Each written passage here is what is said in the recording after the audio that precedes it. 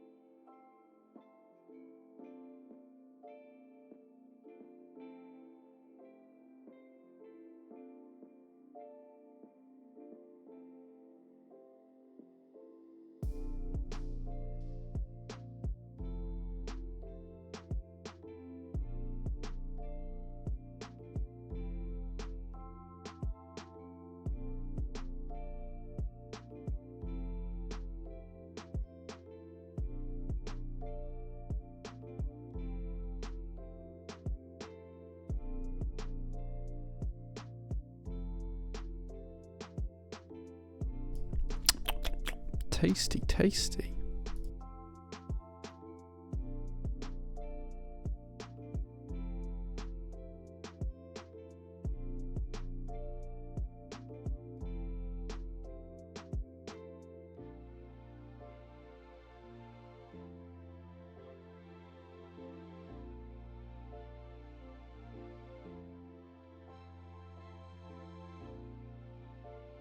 Good afternoon, good evening, good morning, wherever you are, guys. I hope you're having a really good Sunday.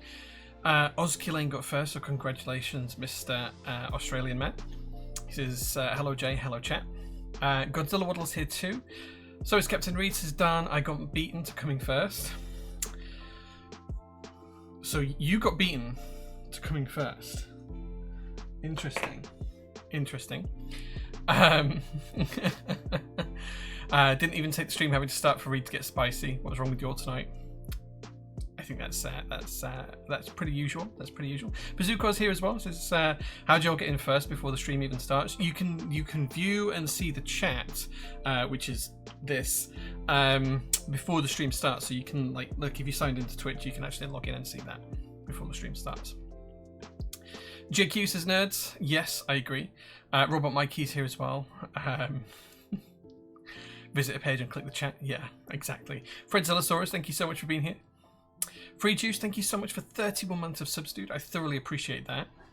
Alvi, good evening, good sir. ZBC as well. Logolicious as well. Thank you so much for being here, guys. Jellymaster, thank you so much for 43 months of subs as well. Ballboy12 as well is here too. Suggest a poll. What do you want a poll on? Trueblaze suggested a poll, but just put Tasty, tasty. I don't know what that means. Captain Reed, thank you so much for 17 months of subs. I thoroughly appreciate you, dude. Cheeky mobs with the peeps. Let's go. Yeah, we'll do some marbles at the end. I'll think of a prize. And we'll do some marbles at the end. We'll do some marbles at the end.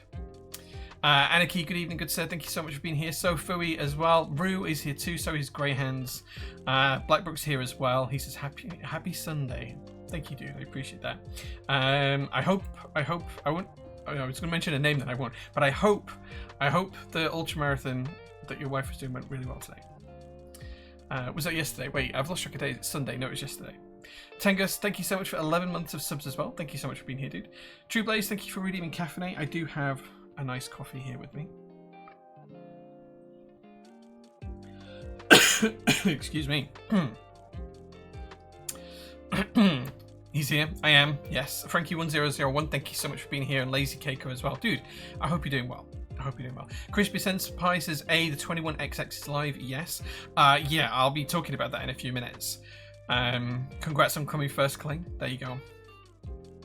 I wonder if Colleen always comes first.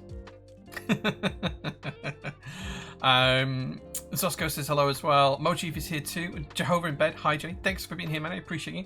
Manu keeps subscribed for 20 months. Says, are you building that F1 with DCS intro? No, I did mean to show DCS intro off and I've completely forgotten to bring it up. I will get it and show DCS intro off. But maybe we could actually, because this is a customer build, so maybe we could put DCS intro on there. Yeah, okay, we will do that because this is a customer build, but they have not sent me any keycaps. They've just sent me switches and stabilizers. So we do need to put some keycaps on there. So yeah, when it's time for keycaps, I will go get DCS intro and we'll put that on the board. Because if you want to look at intro, it's DCS at an introductory price with UK ISO in base if you buy it through PT, but not if you buy it through other vendors because only we paid for the UK ISO kits. So yeah. Blackbrook, thank you so much for 37 months of subs. He says technically a Prime sub. That's alright, man. Bezos gets most of the money, but that's fine. Line Daddy Bezos' pockets. That's I'm being so mean there. I'm being so mean. Free Juiced, DK1 TKL is live. Very tempted. Yeah, I'll be talking about that as well soon. I am still waiting for a couple of updates on that listing, but yeah. Clever Keeps is here as well. Excited to see you this week, Jay. Dude, like, it's so long since I saw you. It was like August, I think, last time I saw you. Was it August when we went to... Where did we go? Morgantown. Yes, it was in Morgantown. I'm really excited as well. I want to see Dynacap IRL. I'm hoping you're going to let me take some samples. Because I haven't tried it yet. But yeah, I'm really excited for this week. We'll talk about that in a few minutes as well. So many good colours. Always good colours. I approach all things in life with a blend of enthusiasm, thoughtfulness, and consideration for others. Also clean smashes. Fair. Fair. Newfie's here as well. Says, hope you all survived the really warm weather this weekend. Dude, like, yeah, it's been hot. We'll talk about that as well in a minute, because it's impacted operations a little bit here. Not massively, but a little bit. Long story short, but she managed to get halfway around, so only 50 kilometers. She had to retire and was really gutted, but conditions were miserable for running yesterday. Yeah, like, dude, like, that's 50 kilometers more than I've walked in the entire week, so, yeah. It's a prime number. Oh, it's a prime number. Oh, I see. Your sub was technically a prime. Oh, of course, because it's 37. Sorry, I was half asleep. I was thinking Amazon Prime, Jeff Bezos pockets full of pocket money. Yeah, I was being mean, but yeah. Just stopped in to say thank you for being an amazing resource for the keyboard community. Don't stop being Jay. Thank you, Kaiju. I appreciate that. Like, my job here is to not only like run prototypists, but to try and make the hobby a better place. Like, that's been my modus operandi since day one, is to try and make sure that the community and the hobby has the products it needs at the price it needs, and also to try and help out where that's not happening. Like, if you don't know this about PT, the very first thing that we did, oh, actually no, that's a lie. The very second thing that we did was help out a failed group buy. So we are going wildly off at a tangent before we've even started the stream here. But the first product we did was a keyboard calendar, which was with Teihei Types and TKC. Now, TKC have since gone, and Teihei Types now works with Norbauer over at Norbauer Industries. But, Norbauer & Co., sorry. The very first product we did was like a monthly calendar, like an actual physical calendar with pictures that Teihei had taken and stuff like that. It sold terribly. No one bought it. We had to cancel it all. And anyway, the second thing that we did is, whilst that was all happening, when PT first started back in 2019, the first thing we actually shipped was the group buy that Pingu had done with Canon keys for all the EU customers and rest of the world customers. So what was the name of the board now? I've forgotten the name of the board, but Canon Keys was the US vendor, and Pingu had been the rest of the world vendor, and he was the designer as well. It was a really flexible board. The name is on the tip of my tongue. IDB, yes, IDB, thank you, Fran. And Pingu had just gone missing, like, he'd had a lot of mental health problems, gone missing. He paid the manufacturer, and ultimately we got Canon Keys and the manufacturer to agree to ship everything here, and then I did manage to get finally in touch with Pingu and got all of the customer shipping information, and then we paid for all the shipping that out to people. So, like, even from day one, it's kind of like been our modus operandi. So yeah. Any update in Cloudline V2 arriving at PT? Yeah, it should be early July. Like, they're at sea. I can't make the boat go any faster, I'm afraid. Like, when they get here, they get here. So yeah, Twitch chat doesn't allow haiku format. Probably not. Off tangent on this stream, never. Yeah, I'm probably very well known for going off at a tangent. Yes. Also, though, before we do get into anything, there is a stream discount today. You can get 30% off anything on the link. I'm just going to pin that until the end of the stream. There we go. So you can get 30% off of anything on that link that's in the pins until the end of the stream using code StreamDaddy2. So there's over 500 items in that. There's over 500 different items we have in stock. And in fact, it's a lot more than that. It's 500 products. So when I say item, that could be a whole key set and all of the child kits independently. So there is an absolute ton of stuff that you can get in that stream sale stuff. So yeah, do go take a look. Not everything on the website is included in there, but there is a lot of stuff included in there. So yeah. Did this customer build F18x order a PCB as well /S? Yes, JQ. This customer did order a PCB. Not all customers did, and the first hour of my work tomorrow will be replying to a lot of people saying there was no PCB included in the F18x's. You didn't buy a PCB, therefore you don't have a PCB, but they will be in stock later on today, and you'll be able to buy it from this link at 6 p.m. That's the current plan. I suspect some people will still be unhappy with that, but it was there on the product page, does not include a PCB. So, yeah. Yes. What Moonswatch are you wearing today? Blackbrook could get him some nice keycaps for his new board. Yeah, so that was what inspired me, actually. So in the SPC before stream, Blackbrook was building his F18x and he was looking for some keycaps to go with the navy board, and that was where the idea for the sale today came off. And I wanted to kind of make it nice for you guys and 30% off. The reason why I wanted to do a big one this week with 30% off is because next week we'll be away at the GMK meetup abroad, so we'll be at GMK HQ or Mel and I, so there will be no stream next week. There might be some like Instagram like live streaming stuff at the event and things like that I do, but there won't be a stream next week because I'll be in Germany with Mel, so no stream. So there is a big discount this week, so hopefully you guys will take massive advantage of that and give Mel and I a lot to do this week before we go. But yeah, 30% off anything on that link in the pins. That's a big number. That's a big number. So please do make the most of it because there's a ton of stuff in there, a ton of new stuff in there as well. Yeah, so 30% is huge, right? 30% is huge. How is Swag Key's keycap quality compared to GMK or Keykobo? It's on par with Keykobo. It's not quite as good as GMK, but it's really, really solid. Juicy Daddy, it's really solid. Like, for the price point, they are exceptionally good. So yeah. Didn't buy an F18x and I knew it didn't have a PCB. Yeah, well, it's one of those things. Mr. Superhands, good evening, sir. Thank you so much for being here. This is just popping in before I have a stroll around Madrid. Well, Tasty, tasty. Jehovah in Bed, thank you so much for the sub as well, dude. I thoroughly appreciate that. Dig Deep Mech, hello, Jay in chat. All the best to everyone. Thanks for being here, dude. I appreciate it. Buy a Boomerang? Yeah, Boomerang I think is in that list. I've got the SW Dolch. It's good quality. Yeah, it is really good.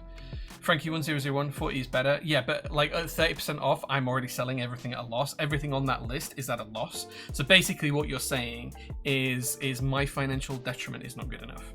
That's when you say 40 is better, that's what you're saying. Cool, okay. So yeah, so please go and buy a load of stuff. Give Mel and I a load of stuff to do before we go away this week. Hopefully you guys will find a ton of stuff that you're interested in. It's live or we're streaming. The discount will go as soon as we finish streaming. So yeah, a ton of stuff. PT News. Let's quickly flick over to here and do this. And I've got a few things to show you on the website. So GMK Verdant Retro is now in stock. This isn't one of the things you can get 30% off, unfortunately. But I actually have this here. We're going to unbox my personal set of this shortly. But Verdant Retro is here. It's in stock now. And also DCS Intro, white on black and beige. This also you won't get the discount on because it's brand new and it's sold at such a low price that it's unbelievable. What's not shown in these renders is you do get UK ISO keys included with both base kits. So whether you go for the white on black or whether you go for the beige, you will get UK ISO kits if you buy it from Prototypist. That's the reason why it's a little bit more money from us than anywhere else, because we had to pay more money to get the UK ISO keys made. So yeah, so just bear that in mind, but yes, you will get the UK ISO kit. Gateron X R4s are in stock as well. These arrived the other day. That picture is actually in the workshop. The other pictures I stole from Canon Keys, but this is my photograph here. These are possibly the best round of the Gateron X that has ever happened. They are unlubed and they are excellent. That's all I can say about them. They might be my new favorite Switch. We'll also be unboxing this in a second, so I'm only going to show this very briefly, but PBT Glitch, which you can't really see it on the screen in this render, but it does have this funky drop shadow, which makes it really, really cool IRL, but I'll show you guys that in a few minutes as well. And then in terms of group buys, I just want to call out that the DK1 TKL is now in group buy, so you can pick this up. It's 178 quid including VAT for a fully CNC'd aluminium TKL case. With a ton of different options. You won't see the drop downs on the screen, unfortunately, but there's a ton of different options that you can pick from, including badges and stuff like that. All sorts of specification stuff there as well. It comes in a spray coated case version and also an anodized case version. I personally picked the anodized because that's what I like, but please do take a look. And then finally, the 21XX keyboard is also in group buy. I know that price is big. I know that it's big. But it's a big keyboard. It's a chunk. It's massive. It's hefty. It's cool as shit. If you like vintage keyboards, this is the true inspiration for them. Comes in a few different colors, a few different layouts. Look at the prototypes there. Look at these pictures. Look how good that looks in real life. It's phenomenal. It is absolutely phenomenal. So yeah, it's a big price, but it's a beautiful thing, and it's well worth the money in my opinion. And it comes with a solenoid and a hidden recessed cable and anything you could possibly need. I did build one of these on stream a couple of weeks ago, and I really loved it.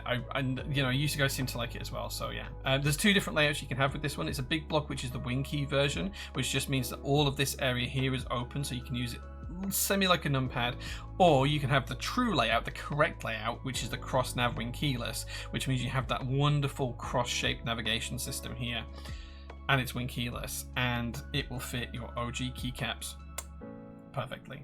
Or your JOG keycaps if you buy them. I know it's expensive. I know it's a lot of money. Like, I have committed to buying a certain number to get this made. Please do a buy if you're interested, because it's only going to be more money when it goes in stock, and it's one of those products that will never go on sale, I don't think, because we just won't, like, that's so close to cost price, it's unreal. It's unreal. Right. Okay. Talked about a few things there. Can I order a pack of switches and you hand them to me IRL at GMK? ZBC, I would love to do that, but like I have literally just got my hand luggage that I'm taking with me, so I've got enough space for a couple of pairs of shorts, a couple of pairs of t-shirts, some underwear, and any last minute bits that we need. I genuinely can't bring you any switches or anything like that. We've actually roped in Crispies, who's one of the MK UK moderators, to actually cart the stuff that we want to display, because he's driving there. He sets off on Friday driving there, I think. So he's already come to PT and picked up all the stuff we're going to display. So I just don't like I would literally have to go underwearless for the week to take someone's order with me. So if I did that for everyone who's asked, I'm really sorry. But those of you coming in IRL will get access to these. You will be able to pick up these. These are the shiny version of the PT stickers. These are only available two ways. One, be a member of the SPC, place an order on the store and put the word shiny in the notes. Or two, attend a meetup or come to the workshop in real life, and that's where you get the shiny stickers. And there's two shiny stickers. There's that one and there's also this one. So you will be able to pick up shiny stickers from us at GMK, as well as like little things like PT keycaps as well. So yeah, you'll be able to get those instead. Hi Jay, which do you personally prefer and would you recommend more, Boomerang or Neo Ergo? I think the Boomerang is significantly more premium. I think it is a really nice keyboard for the money, and it's much more exclusive. I think the Neo Ergo is great for those on a budget, and it's a fine keyboard, but it's not as premium. So it depends on which you want, whether you prefer to spend less but have less premium experience, or whether you prefer to spend more and have a bit more premium experience. If I was going to pick between the two and I had both in front of me, I think the Boomerang has a slightly nicer typing experience just because of the way the angle is. But that's for me. You might feel differently. Piney TF, thank you so much for being here. Gateron Type R's are banging. We'll need to try those Gateron X's. Yeah, so the Type R's are different. The Type R's are tactile and the Gateron X's are linears. But the Gateron X's have like polished slider rails inside the Switch, and they are really, really good. The first round was really good. The second round was really good. In fact, the second round was better because of the colorway, which was a beige colored Switch. Great for me. R3 was a little bit of a disappointment because they ended up being lubed and they shouldn't have been. And R4, they're the smoothest of all of the Switches so far because the molds have just been used that much now. So yeah. So damn saucy. Yeah. Sometimes just don't add up. Wait, what? What? Big sad? What's big sad, JQ? What's big sad? Less than a Matrix Magic 3 TKL for a lot more board. Yeah. The Magic 3s were nice though, and they were very different. If you're a nerd, not many people have them. That's true. Be interesting to see which is the most popular colorway. For the 21XX, I think warm grey is probably going to be the most popular. Cross nav, huh? The true layout, yeah. You won't be missing any keys with wing keyless. No. What are the colours on 21XX? You can have warm grey, black, or blue. The blue is the one that I had on stream a few weeks ago, but I think personally I'm going to pick up the warm grey, just because I like that beige colour. And I'm going to put some JOG keycaps on there. That's the plan. That's the absolute plan. So yeah. Will PT be participating on Geon's F18x V2 group buy? If Geon allows us to have international vendors, then yes, we will do. That's entirely up to Geon though.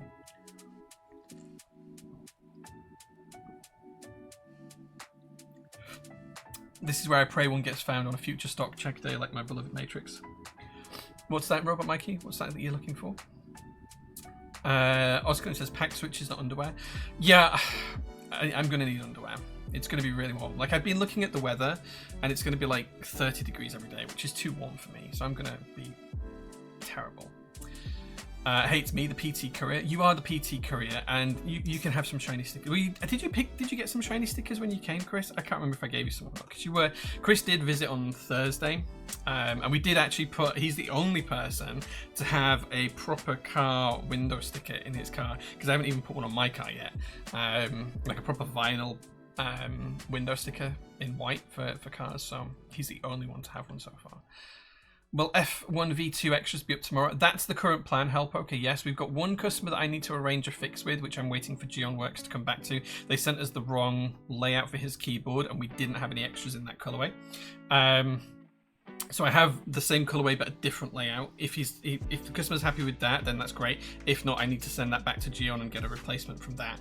As long as we get that all sorted in the morning, then they'll go live at 6 PM tomorrow. All the F1s will probably ship on Tuesday or Wednesday if you buy them in stock. I have not set pricing yet. It will be more than the group buy price. I don't know how much, because it will depend on exchange rates when we paid for the product, and the exchange rates were very different then than when we set the group buy prices and now. So it will be based on the price that we got when we paid for them. So they might be quite expensive, unfortunately. But yes, they'll be in stock tomorrow. Yeah. True hobbyists don't wear underwear. Fair. How can I sell it if I don't wear it? I kind of have to wear it to be able to sell it, right?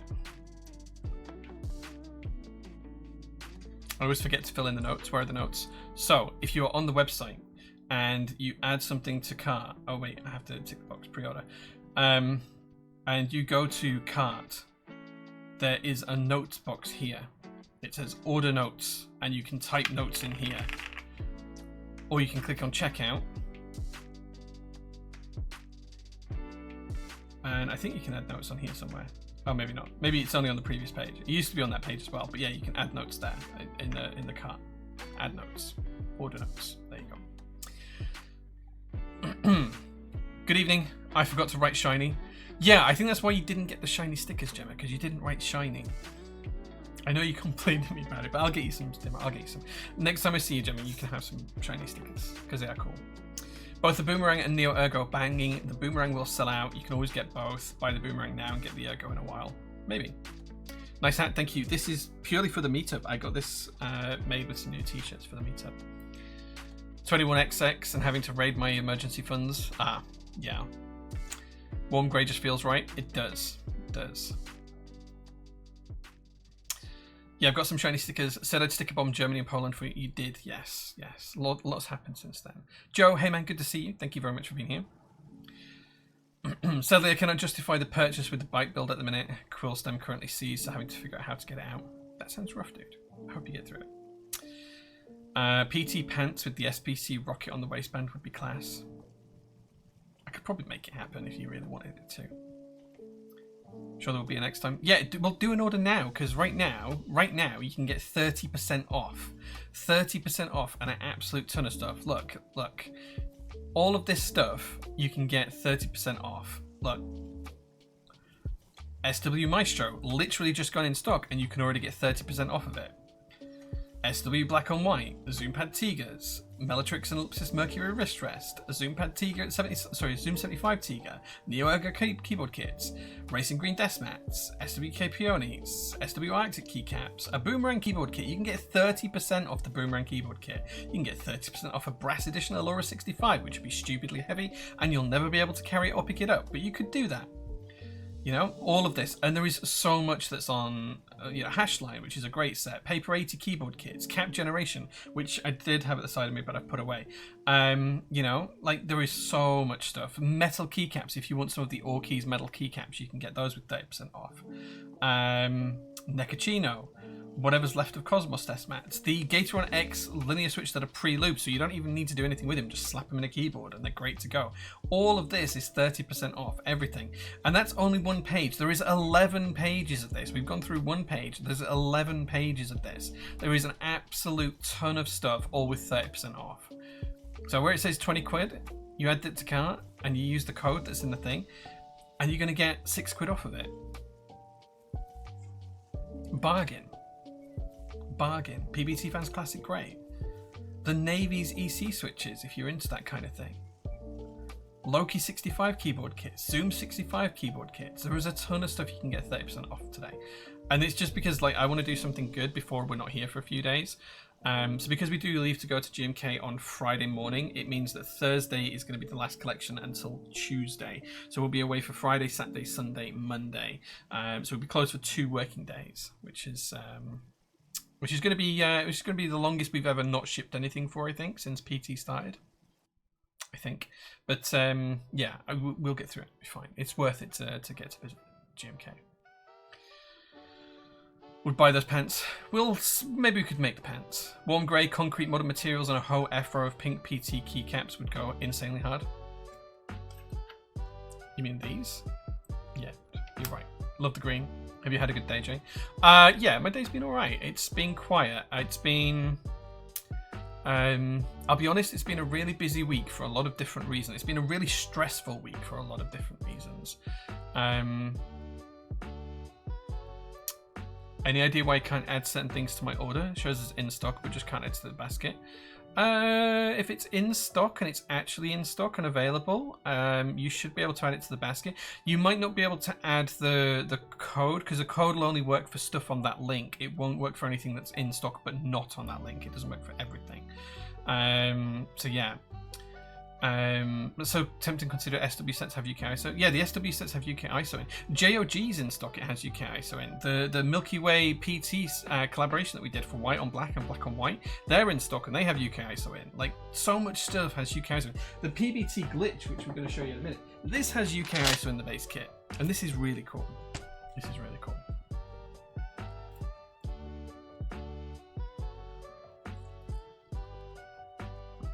I do have an SPC. I have 2 SPC hoodies actually, so I've got a pink one and I've got a black one. Yeah, it's a little bit too warm for a hoodie at the minute. Right, let's tell you about the week and then we'll start unboxing some stuff and showing you some stuff. That doesn't fit there, Jay. Fit there though. So, what's been happening this week at PT? We got all of the F1s in. They arrived on Thursday afternoon, literally while Chris Bezic was here, while Chris Bees was here.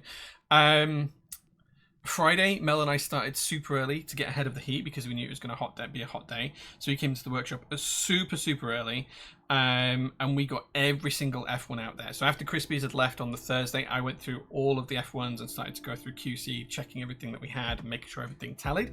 And every single order shipped on Friday. I don't know how we managed it, but somehow we did. So thank you to Mel, because she did a really great job of getting all of the F1s out there. So yeah, it was pretty good. It was pretty good. You can't add the F1 stone.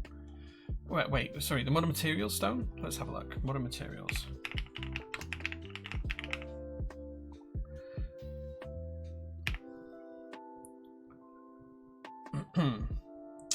In stock modern materials. Where is it? Here it is.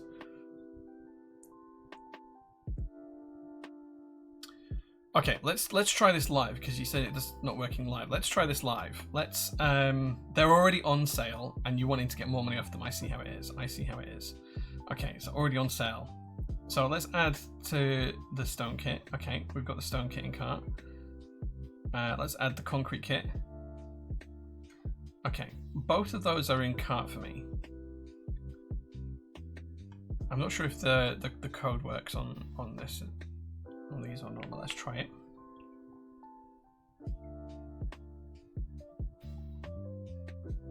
Bum, bum, bum. Boom. Works for me.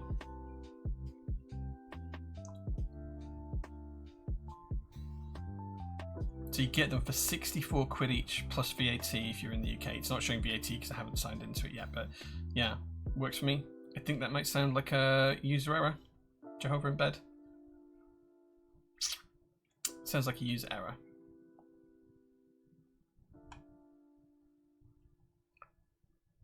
Let me check the product page for you and get the link. Here's the link for you. There you go. Just picked a different GMK set. Was trying to see if the code would apply to GMK Terra. Maybe, I don't know. Like you need to look on the link because everything that's on sale is on this link. So the link that's pinned, everything that's in this list is basically for sale. So if you filter by keycaps and then filter by cherry, what was it you were looking for? GMK Terra. Let's do this down a little bit.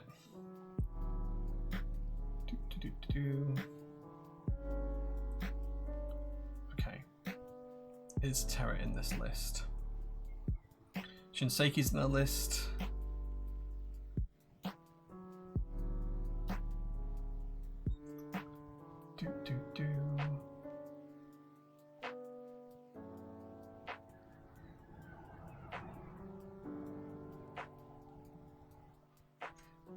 There's so much in this sale. Doesn't look like Terra is in the list. Do you know what is a really good buy though? I'd forgotten that we'd still got GMK Cobalt. Oh, we don't have the base? Oh, we don't have the base kit. I was going to say if the base kit that's still in stock, that's a bargain. Yes, it doesn't look like Terra's included in that. But yeah, there's a lot of stuff that is included. So take a look and have a look. Saturday, I missed the F1 delivery on Saturday. Got to wait a little bit longer. If I'm lucky, maybe I can get it tomorrow. Nice. Yeah, I mean, most deliveries that were shipped on Friday should arrive on Monday. We don't pay extra to have weekend deliveries because that costs like £8 a package, so I don't pay for that. So you might find that, yeah, you get it on Monday. Like, no one should really have had them on a Saturday, but I think some people did. Mod Musings, hey man, thanks for being here. Appreciate you, dude. Spicy, yeah. Spam alert on Ask Jay in Discord. I am not on Discord right now, but I'm sure one of the mods can pick that up. I'm sure one of the mods can pick that up for me because I'm not on Discord right now. But yeah, you can get like 30% off a lot of stuff today. So please do take advantage of it. Don't tell me I never do anything for you guys. There is a lot of money to be had. It finishes when the stream ends. So take the most of it. Right, okay, what else did we talk about this week? So we did all of the F18x's this week. They're all shipped out. There is going to be extras tomorrow at 6 p.m. So just under 22 hours, so 21 and a half hours time, they will be live. There will be some extra parts like PCBs and badges and things like that, but not a huge number. So if you want them, don't hang about, be quick, get in there, get what you want, because the F1s, I don't expect they will last long based off what other vendors have been telling me their extras have done. So please make sure that you do pick them up as quickly as you can if you want them, because they will go. Right, what else has happened this week? So this week's been a really emotional one for me on a personal level. I don't know if you guys want to hear personal stuff or not. Like, before I tell you about personal stuff, let me know. I'm just going to go and shut the blind though because the sun's blinding me. So let me know in chat if you want to hear personal stuff or just business stuff. And I'll be back in a second.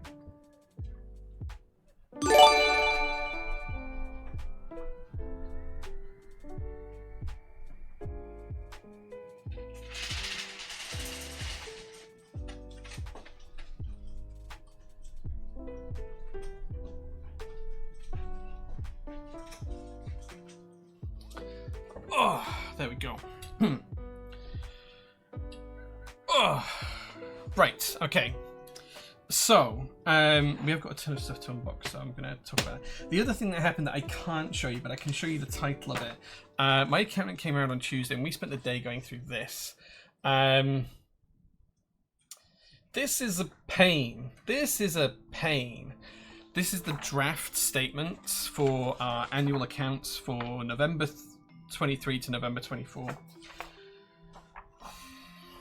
As I intimated last week on stream when we talked about Rama Works and a few other things, last year was not good for a number of different reasons. So the way accounting works in the UK is if you sell something on a pre-order that's taxable, the tax is valid at the time the transaction takes place. So if we sell a pre-order or group buy this week, then I have to pay the VAT man whenever my next VAT returns due.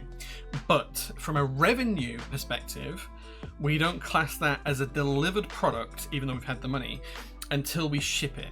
So a group buy doesn't actually go on the finances until when it's shipped, if that makes sense. So last year was a really interesting year for us because at the start of the year we had something like 50,000 outstanding group buy orders from a ton of group buys that we'd run. Or November 23 to November 24. In that period, we had about 50,000. At the start of that period, we had about 50,000 outstanding group buy orders. At the end of it, we had around, I don't know, 2,000 to 3,000 outstanding orders, which is very few. So because we completed a load of group buys in that year, and those sales technically took place in that year, but we'd had the revenue previously in previous years, it kind of makes the numbers look a little bit lopsided. Compound that with the fact that we also then had to realize the losses that we incurred from Mexico, My Keyboard, Rama Works, My Key Club, Captors Keycaps. I made a whole list of these in Discord the other day. There was a lot of them. They all happened in that last year as well, which means that realistically over the course of 23 to 24, November 23 to November 24, PT as a whole company lost somewhere in the region of about £900,000 in losses, like realized losses. That was difficult to manage, and that's why I struggled to go through that with the accountant this week. It was really stressful knowing that it was coming. It was really stressful to talk about. It was significantly larger deficit than I was expecting. The good news is, don't worry, we're still capital flush, if you would like. But yeah, it's been a really interesting kind of eye-opening experience with how things like that work and how accounting works on that kind of scale. So yeah, those will be public in a few weeks' time. We've got a few more things that we need to tweak and change. We have the stock to value here that's on the shelf because we have to pay tax on top of the stock. But it looks like this year we won't have a corporation tax bill because we'll technically have made a loss on that financial year, and I just need to see what that number is now. So despite us making somewhere in the region of 900k loss on its own, when we offset that against the profits that we made, the real number will probably be somewhere around a 50 grand loss, I think. But that just basically means we've had no revenue for a whole year. We've just survived without having any revenue is basically what it means ultimately. So yeah, it's going to be interesting to go through that in a couple of weeks' time. When those numbers are published, I'll probably talk about them a bit more on stream, but it's really difficult, and it's really upsetting because it makes you realize how much people have taken you for granted in terms of other vendors and things when they've gone bankrupt. And just how much that's cost us as a business. It's really frustrating. It's really frustrating. Okay, so that was on Tuesday. That was the really big thing on Tuesday. On Monday, I had a really difficult conversation with a friend, but luckily we've got through that. And then on Wednesday, the other personal thing that's happened to me this week is I met my estranged uncle. So I've not spoken to my dad's side of the family since I was 13 or 14 when my mum and dad went through a divorce. So this would have been 1997, 1998, I think. 1998, 1999, sorry. And I've not spoken to anyone on that side of the family since then. So, over 25 years ago. And a couple of weeks ago, I had a conversation on Facebook, of all places, with my uncle. And he popped over to the workshop. And I've still not processed how I feel about this because I haven't seen the man for 26 years. I didn't call him uncle because in my head he's just a guy. He's not been there family-wise since then. But it was an interesting conversation because a lot of stuff came out of that about what my family had been like, what my family's been through since. He was obviously keen to catch up and understand what I'd been up to and what I was doing. So that's been a really stressful week when we took results and then shipping the F1s out and prepping for the GMK meetup next week. This past week has been insane. So yeah, it's kind of been crazy. So yeah, I hope you guys don't mind me sharing all of that information. Dread Pirate Reg, thank you so much for gifting the sub to Zosco TV. I thoroughly appreciate that. Anatar says Winkeyless Silver Grey went in 10 seconds on DK. Good, because I have plenty of those. I'm going to unplug my router tomorrow at 6 PM. I can't be spending more on keys. I will say this, if you miss out on the F18x, it's on you because they are such a good board. At one point I had something like 8 F1s from the original group buy. So the fact that the F2's here, the V2's here, I think everyone should experience one at least once. So yeah,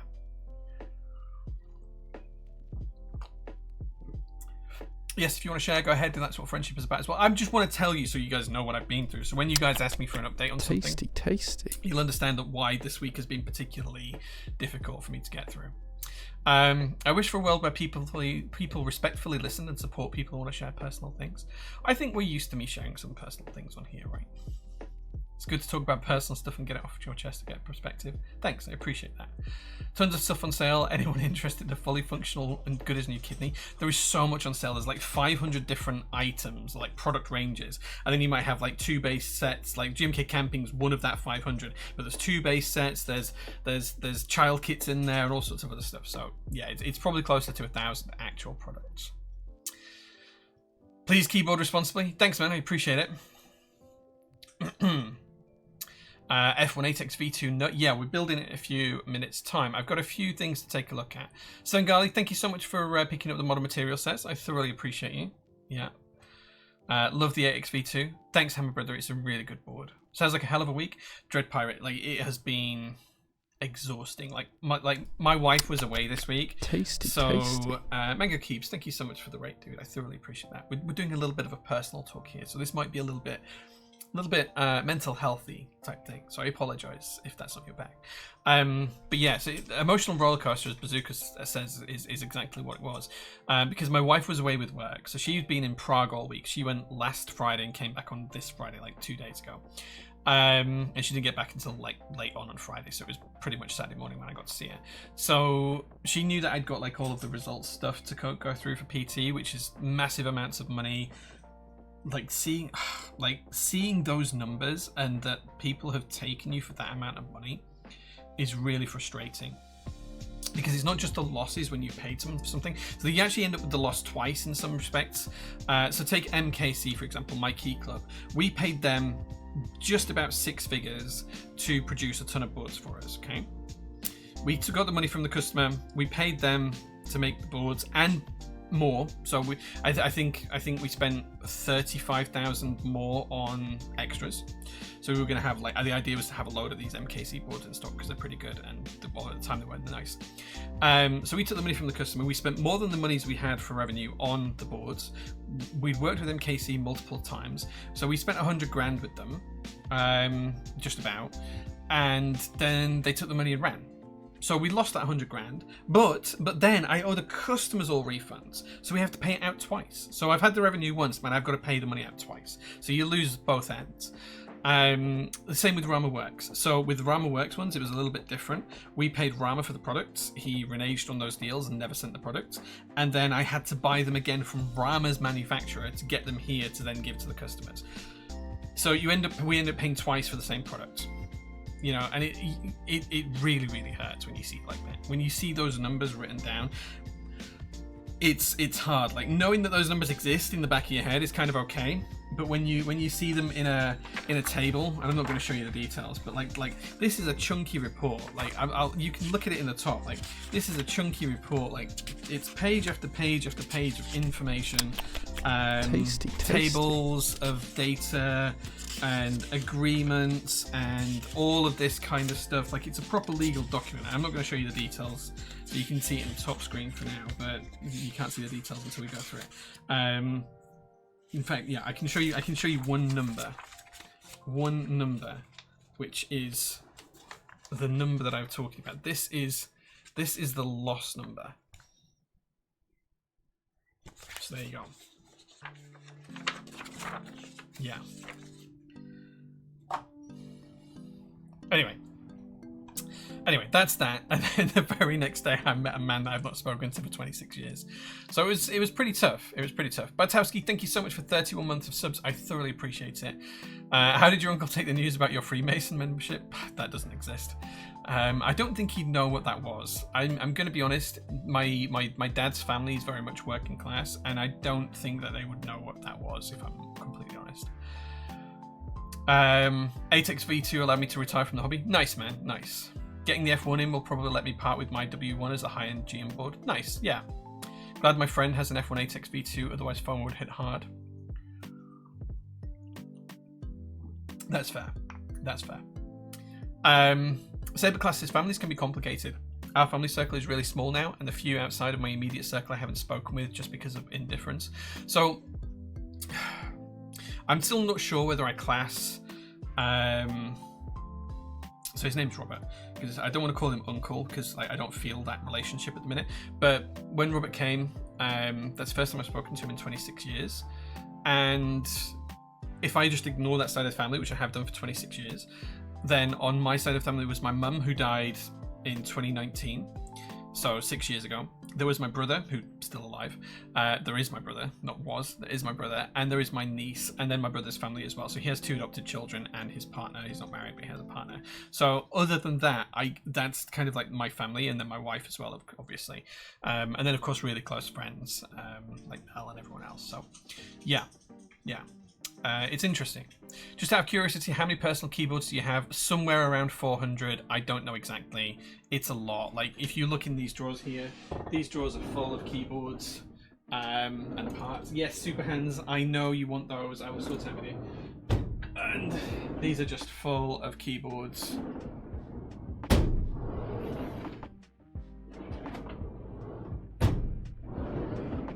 Like they just go on and on. The whole thing is full right down to the floor. There's 10 drawers in total, so yeah. Crispy Senpai, how long are F1 extras surviving on vendor sites? I think DK mentioned that they'd sold out in 9 minutes. I assume those numbers are just accounting numbers and the reality is very different. So that 900k, about half of that is just due to when you account for group buys. So when I said that accounting for group buys is a little bit different because you don't count them until you complete the sale from an actual sale perspective. So you don't realize the cost of that sale until you actually ship the product. So we shipped something like 50,000 outstanding orders from previous years group buys in 2023 to 2024 financial year, which is what we're doing now. But we'd had the revenue in previous years. So in previous years, it looked like we'd made more profit than we had because we were waiting for those costs to then hit the books. And then of course those costs hit the books in a year when we'd had less revenue because revenue is down because COVID's not a thing anymore and people aren't buying as much. So about half of that 950k number, 970k number is just due to accounting stuff. So let's call that 450k.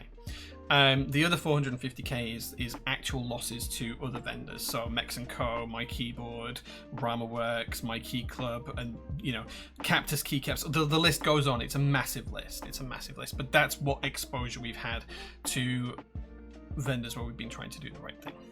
So yeah, and that's not all of it because there will be some more of it to come in this financial year, so 24 to 25 financial year, because there will be things like the Lava, which we helped do, GMK Nerve, which we helped fix for a lot of companies, and still to this day we have vendors who have not paid me for GMK Nerve. I paid GMK for all of the sets. I still have their group buy sets in the workshop because the vendors have not paid me their invoices. So yeah, so Nigel, it's a real number in terms of over time, but about half of it is actually what was lost last financial year. So yeah. Plastic Bits, thank you so much for being here. Gemma, thank you so much for 19 months of subs. Blimey, that's flown by. Yeah, it's a huge amount of time. What is good? What is good is the fact that you can get 30% off at Prototypers Keyboards today during the stream by checking out the pinned comment. Advertising done. Seeing them is just twisting the knife. Yeah, seeing the numbers on paper in black and white, it's really difficult. F1 is good, but I hope Geon can design other boards, not continue making F1. I think he's looking at more boards, Jobby. Don't worry about that. Has this last 12 months changed the way you now work with other vendors and manufacturers? Yes. So it's not the last 12 months. So a lot of this was losses that were just realized in the last financial year between November 23 and November 24. So we changed a lot of the ways we work with suppliers prior to that. So companies that invoice us now, we tend to have an agreement where it's 50% upfront and then 50% on completion. So like, for example, with QK and Neo, this is why products on their tracker don't look like we've paid because we've only paid half of it, and so on and so forth. It just gets really messy and complex to track that accurately though. And then with some other manufacturers, it's kind of agreed that we won't pay until things ship. I want to say we have that agreement with Aglaston, for the artisans. I might be wrong on that. I can't remember. But there's a few companies out there that we have these agreements with, where we now only pay on completion of product. We might pay for costs up front, like material costs, and then pay for production on completion. A lot of it is now insured in a way it wasn't before. So we actually have insurance now that specializes in stock fulfillment to us, not us fulfilling stock, but stock fulfillment over to us. So we kind of cover ourselves in some respect of that, but that's 25 grand a year just for that insurance. But if it stops us losing 450 grand again in the future, it stops. So yeah, it's massively changed how we work with them. There's a lot of like new designers and vendors that when they come to us, it's like, dude, like you've been around for 2 minutes. I'm not sure that we can work together yet. Like I need to see proof, or we need to have some sort of payment method where I can reclaw funds, or it goes into escrow or something like that. It's very, very difficult, but yeah. What kind of lessons have you learned from seeing failed bankrupt vendors and group buys? Crispy Senpai, dude, like it's just obscene out there. Do you know what, like, I think, do you know what the biggest thing is? Like, over the past 5 years, I have probably reached out to about 35 or 40 companies when it's been public that they're struggling and said, can I help? Every single one apart from 2 have said no. The 2 that said yes, please help, they're doing okay now. They're not clear of the woods, but just by having someone with a little bit of experience to talk to about their problems and to kind of come up with a plan on how to fix it, and someone who'll kind of keep banging that drum for them and saying, are you guys on the right track yet? Are you guys on the right track yet?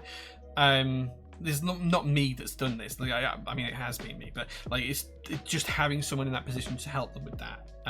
Could have been me, could have been anyone, has helped them put on the right track. And I think a lot of companies are just scared of either A, asking for that help, or B, accepting the help because they don't want to share their financial details. And I get that, I understand it.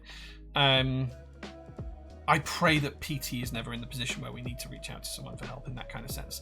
But you know, like we could have another big supplier go bankrupt. Like if one of our manufacturers went bankrupt and didn't ship out, I don't know, like half the keyboards that we owe out at the minute, we'd be screwed. This is why the JO1 final edition project hasn't gone ahead, because all of those losses kind of mean that I don't have the capital reserves I should have to enable those projects to go along. So yeah, I had to buy my keycap set twice because of my keyboard. I can't even imagine what it's like buying out the whole group buy as a vendor, dude. We did it. The 2 worst times it's happened for us, Fran, was GMK Nerve, which wasn't too bad in the end, although we still not broke even on it. When loop switches failed and couldn't pay GMK, even though he told everyone he had paid GMK. We then paid GMK and had the set shipped to us, and then we kind of sold them at a loss to the customers who'd already been impacted because we had to do international shipping, and we kind of rebated some of that international shipping cost. But when we added up all the shipping costs and the cost that we'd had coming in, the revenue we'd had in for the sets, and then paid GMK for, like it was a loss. And I still have sets here in the workshop for Nerve that, and at least one other vendor, I think maybe 2 vendors, haven't paid me for yet. So we've got all of their base kits, child kits, everything here because they haven't paid me for it, and I'm refusing to ship it out until they pay for it. You know, in the past I would have been amenable to just shipping it out and then paying me whenever, but now no, it doesn't happen like that. So, and then the other time where it was even worse from that was with Captus Keycaps and GMK Euler, where they just emailed their customers and told their customers that because I had the sets, I was responsible for fulfillment, they weren't handling fulfillment, and then just sent me a list of customer addresses and shipping details and told me to ship everything out and refused to pay me for the invoice. So they kind of put me on the spot with customers, so I had no choice. I'd have probably done it anyway, but I had no choice then. I was trapped into a position whereby as a company I had paid GMK for their fuck up, you know, tens and tens of thousands of dollars, and I was the one that then had to just gift all of that away effectively to people rather than making people rebuy it. So yeah. Ran out of time today, but I was hoping to get things off the wall for you. We'll try and do it this weekend. Oh, sorry, we're replying to someone else. I'm reading chat. That's insane to pay out twice. Why isn't using an escrow service not used more in this industry? Just make things very safe for the vendor. So yes, but it would increase costs to the customer. Everyone thinks that keyboards make a shit ton of money. They don't. Like our margin, when you average it out across all of the products that we sell across the whole year, including in this report, if we had no losses and our margin was set, it would have been between 5 and 10% on average, which is for most industries that's nothing. Almost every other industry has a margin of 50% or greater for the final selling company, right? That's kind of how product sales work. You need a margin of 50%. If we put in an escrow service, they would charge probably around to 10 to 12% of the cost. And we do, for some companies, we do use an escrow service. There's some companies in China that you can only pay in RMB. And whilst I can transfer funds in RMB, we use an escrow service for that because they get better rates and things. But an escrow service in general charges about 10 to 12% of the value, depending on how long they have to hold the funds for.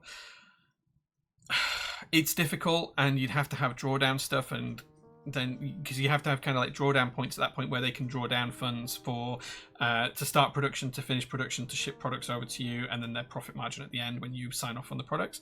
So they have to have options to draw down. That means massive contracts that need to be in place, which those contracts in and of themselves would cost $10,000-$12,000 to have written up by, you know, international lawyers and things like that.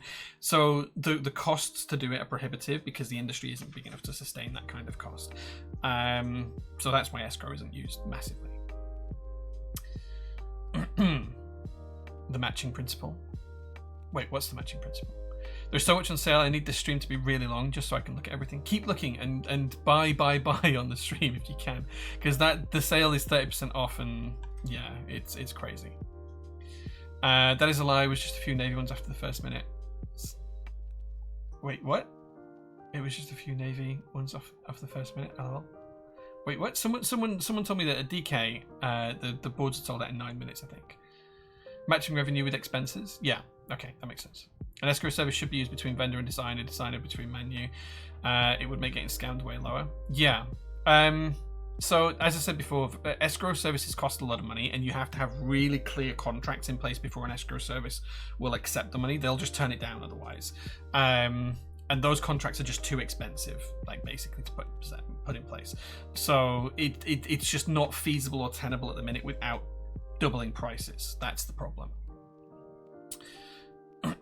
And one of the other ones that used to be a big one as well is we'd close the group buy down and we'd pay the designer their share of the revenue at that time, and then they'd go on hiatus, they'd disappear, they wouldn't complete color matching, they wouldn't be part of QC, they would just disappear, and then they'd, you know, and then you'd get extras in and they'd pop back up all of a sudden because you'd done all of the work in between. So now there's also kind of like a revised kind of structure with designers where we make sure that they are doing their bit as well, so they don't get paid out until production's completed, for example, or whatever else. So yeah. We recently started to prepare quarterly management accounts rather than just the yearly one. This enables me to have a better picture of the business over the course of the financial year. Helping out the community is great, but you should really draw the line somewhere when it comes to accepting losses. I wouldn't want to lose you as a vendor. Yeah, so we do 6 monthly management accounts. So it wasn't like completely unknown that this was going to happen, but it's just one of those things. Yeah, these are Sony XM4s, as Gemma said. Yeah. The XM5s I did have. But the way that they fold up was terrible for like travel and stuff, so they ended up breaking, so I've gone back to the 4s. Modern Materials has 2 discounts. It's not supposed to have both, Baru, but if people take advantage of it, I'll let them. Let's keep it that way.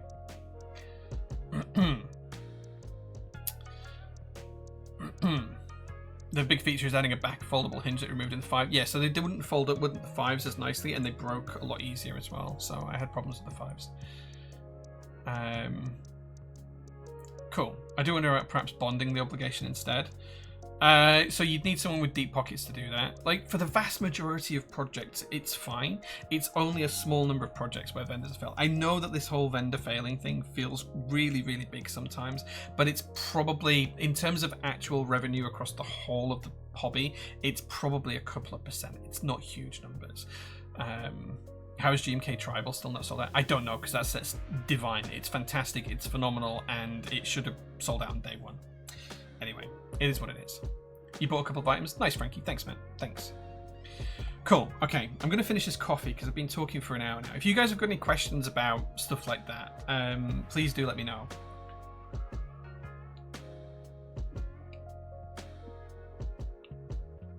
Because I think it's important to be kind of open and honest about how things work in the hobby. And I think a lot of people don't realise how things sometimes do work. You want to see a GMK tick? Yeah. Dynamics, remind me when we finished doing the build, and I will remind me when I go to get the DCS intro set for the keyboard build after we've done it, and I will grab some GMK tick enters because I don't think I have any to hand. There's a small chance I have one here. Is this it? No.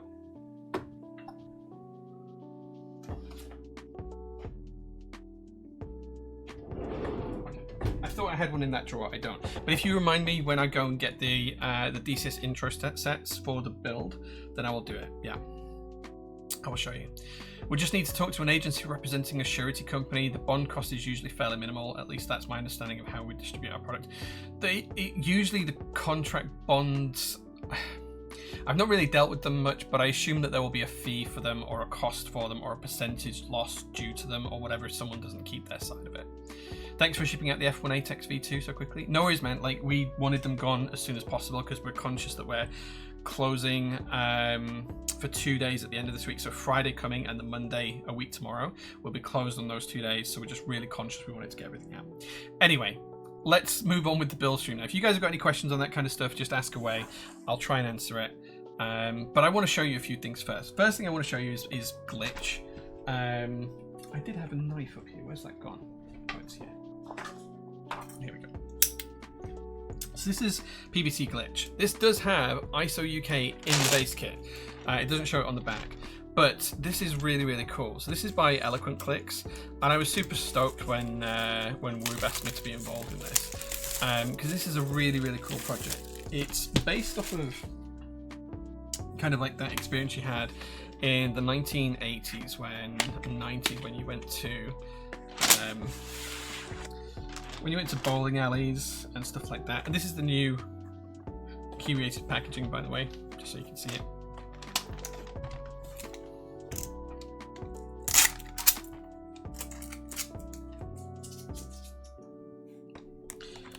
I think anyone who's my age is going to take one look at this set and think, I have to have that.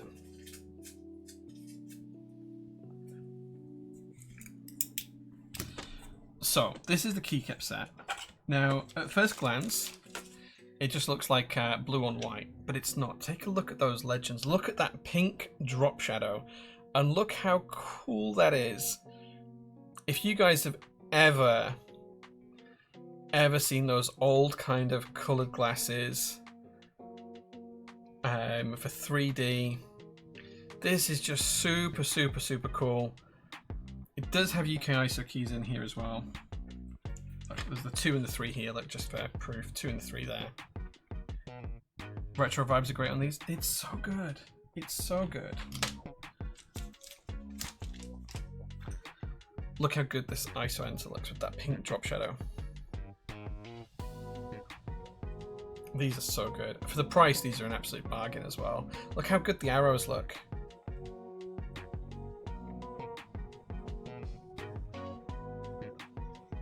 Like, I can't get a good enough picture for on the website that actually does these justice, but I'm super, super stoked with these. These look fantastic. So if this is your kind of thing, there isn't many of these in stock. We didn't stock a huge amount, but do go take a look. That's PBT glitch. Better ISO enter than GMK New Legends. Well, it's there, UK ISO. I'm trying to get UK ISO in every set that we sell at the minute, so if you want UK ISO, show me you want UK ISO and go do a buy, because otherwise it's going to get to a point where I'm going to put UK ISO in everything and nothing's going to sell, and I'm going to stop putting UK ISO in stuff. So, yeah. Do take a look. PBT glitch. It's really cool, it's really fun. Some more of the, you can kind of see the drop shadow on the back of the box. It shows up way, way better in IRL than it does on the stream.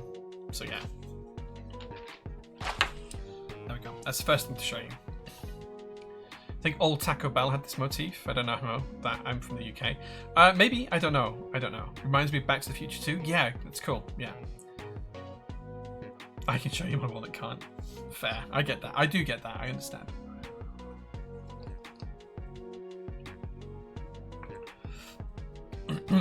Usually a premium effectively in the UK and Europe. Bonds tend to not be the full amount of the obligation, only like 30%, so may not be appropriate.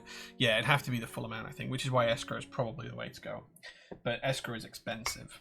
It's really expensive. Especially because exchange rates can be a weird thing. Okay, so that's the first thing I wanted to show you. The second thing I wanted to show you is, this is my personal set of a GMK Verdant Retro. This is in stock as well. It doesn't come under the 30% discount, but look how nice this green is on the beige. Those cherry keycaps. Let me put my knife.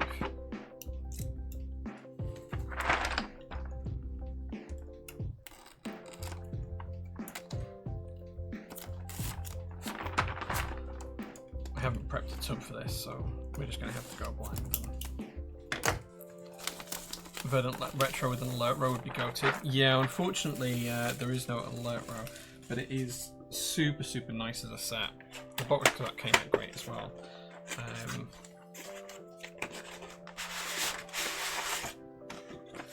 Of course, you get your little card these days. Oops, upside down. But first thing to call out is it has R5.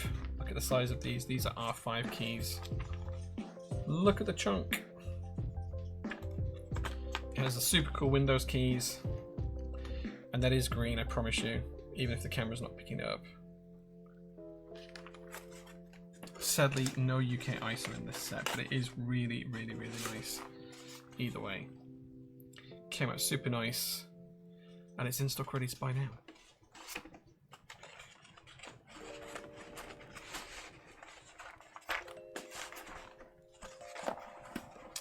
Nothing nicer than opening a new GMK set? Absolutely, Mr. Corkeys. Absolutely. I keep bumping into you on Reddit lately. Just ordered, thank you Jay for the discount. It did apply to GMK Terra even though it wasn't on the list. Decided on the boomerang. Found out why it wouldn't let me add some items. I had the boomerang in my cart, it wouldn't let me add certain items. Once it removed, let me again. Very weird.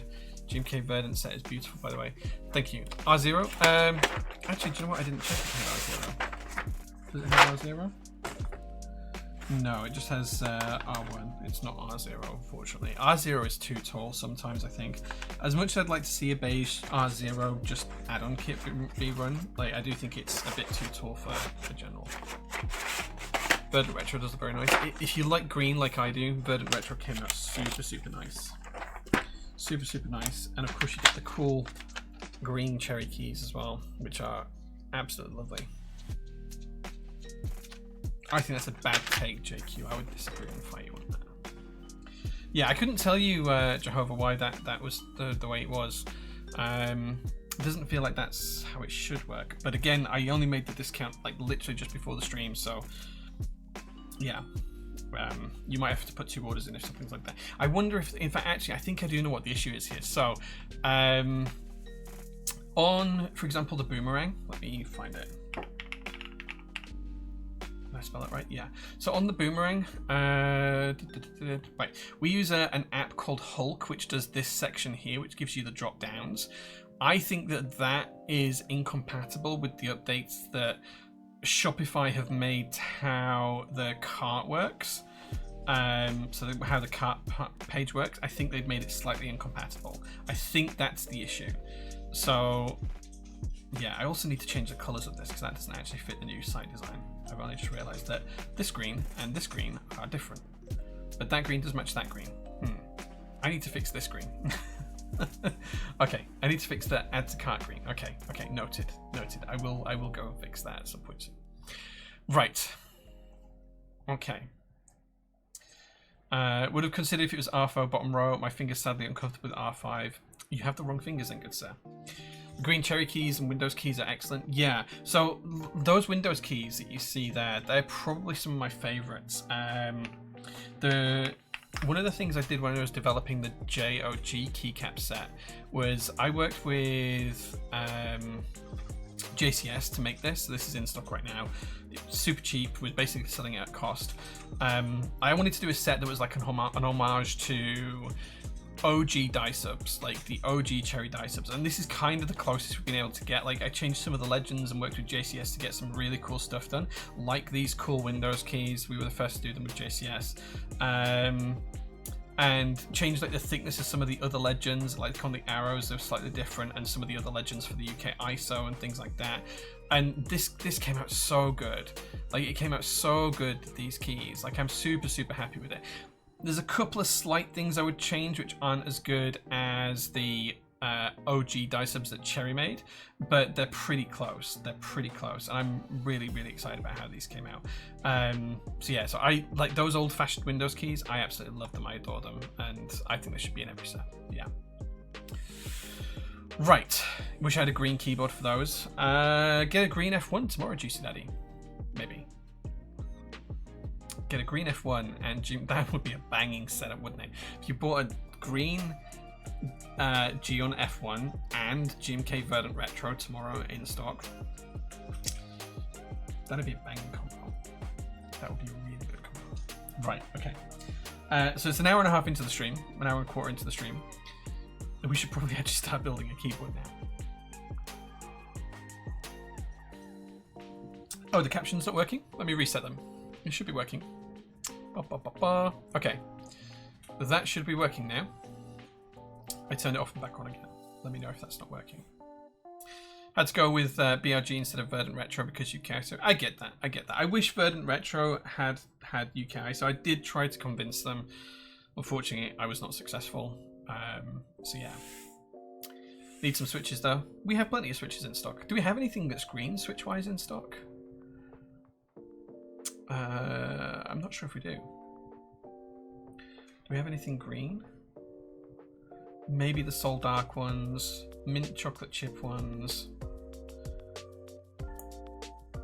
No. It feels like a load of switches aren't actually showing in stock there, because there is a lot more boxes of switches out there than what we have showing on that page. Okay. Let me just make a note for myself to check switches showing as in stock on the website. Okay, note for me to do that tomorrow. Yeah. No order pickup at the GMK Mesa available, right? Incredible. That'll make the stream code super setting. Unfortunately, Cara, I can't because I just can't carry everything to GMK with me. Like, I literally have my hand luggage, which is my carry-on case, and that's it. So that's all I can bring with me. And if people said, oh, bring me this keyboard, bring me that key set, I'd have to have no clothes with me and nothing else. We've already sent the stuff that we want to take with us to show by a friend who's driving over. He's already been here, collected that and picked it up. For data protection reasons, we couldn't give him customer orders to take, and of course we didn't know. Like, I wish it was possible. But do remember, if you're in the EU, you won't get any import duties. Shipping's a little bit more expensive than from EU vendors, I get that. But you're paying the same tax that you would do, because you'll pay your country's VAT rate, the same as you would do to any EU vendor. So, like, you know, and you're saving 30% right now on the stuff that's on the list. So the only additional cost you've got rather than buying it locally is, you know, maybe the shipping cost is double. So yeah, there you go. Yeah, there you go. Do prefer using ISO. Shame it's not in more sets. We try and make sure it's in every set. So recently, so like, I just want to show you guys this. If you go to the website, where is that? There we go. And you go to in-stock keycap sets. This is sorted by new to old, right? Okay. So Verdant Retro doesn't have it. We talked about that. But DCS Intro, beige and white and black, all come with a UK ISO kit, and we'll show those later on. Glitch, UK ISO in base. It's there. SW Maestro has UK ISO. It's there. SW White and Black ABS keycaps. Guess what's there? UK ISO. DCS Sportwalker didn't.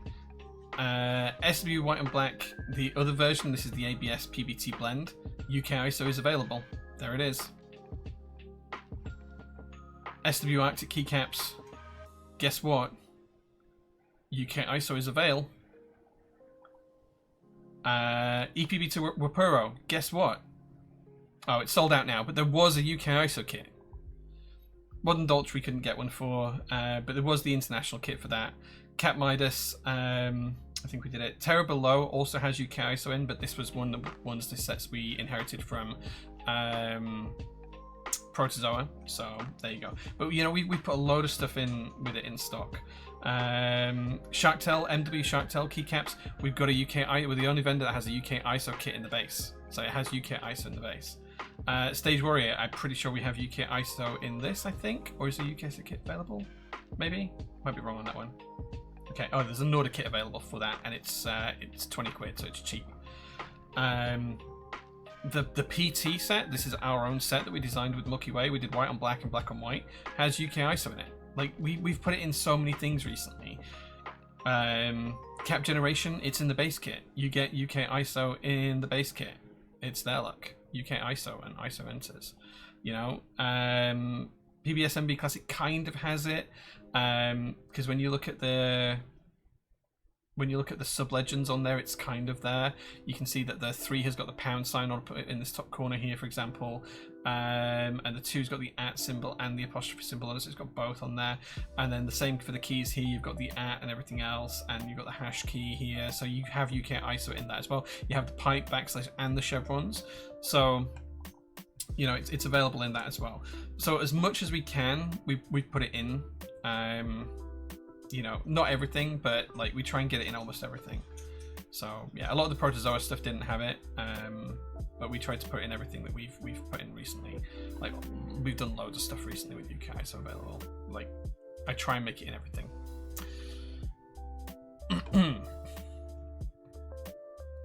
Is there free shipping for UK orders over a set amount? So free shipping stuff comes and goes. It's not live at the moment. It will be displayed on the main page when it's there. I think there is like a silly number if you hit that it will give you free shipping. But bear in mind you're getting 30% off already. Like shipping in the UK is going to be like 5 or 10 quid at the most. So you're easily saving that. Let me tell you what it is for in-stock stuff if you wanted free shipping, how much you have to spend. Remember, we only have like a 5 to 10% profit margin, so like if you're spending 50 quid and we give you free shipping, we're basically selling it at a loss, right? That's how you have to look at this stuff. Right, okay, so apparently it shouldn't be set at this, but it is set at this. If you spend 300 quid, you get free UK shipping on in-stock items. So yeah, well, it shouldn't be that, but it is. So yeah, I don't know why that's set like that. That should be wrong. That should be a lot higher, but it's set to 300 quid. So yeah. PBS MV Classic is already on sale. It's already on sale, so it's not part of the. Look, it's already on sale. There's already a 13% discount on it, so I can't give you a 13% discount and a 30% discount. It's already on sale.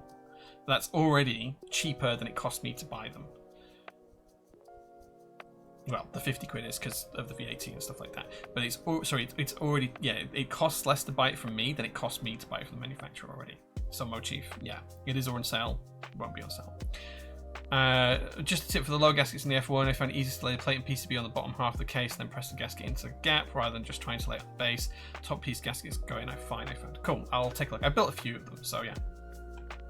Might be 300 without VAT. Yeah, it'll be 300 quid before VAT, so it'll be 360 including VAT, sorry, yes, yeah. Is there a texture difference on the keycaps for DCS Intros and Protozoa DCS white and black? No, the texture is the same. They're both SP DCS, so they will be identical. They'll be made on the same molds in the same factory. Cool. Okay, I think we're fully up to date with chat now. Have a swig of my now cold coffee.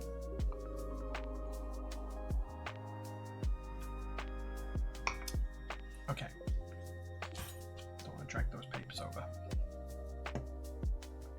Right, custom build then. So this is a custom build for, if you're in the SPC, this is for Angry Swan. These are the Switch he's sent over. These are black cherry pies. And he's also sent over a pack of Type Plus stabilizers, which we'll open up now. I think, I'm not sure whether this will be a full set or a half set. It's a half set, cool. But he has asked for the board to be built in standard UK ISO layout with split right shift. Hold on, let me double check that he asked for split right shift.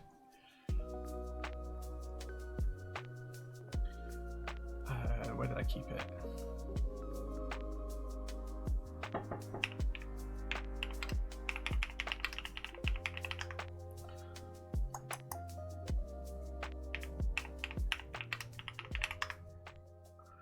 Why can I not find his email now?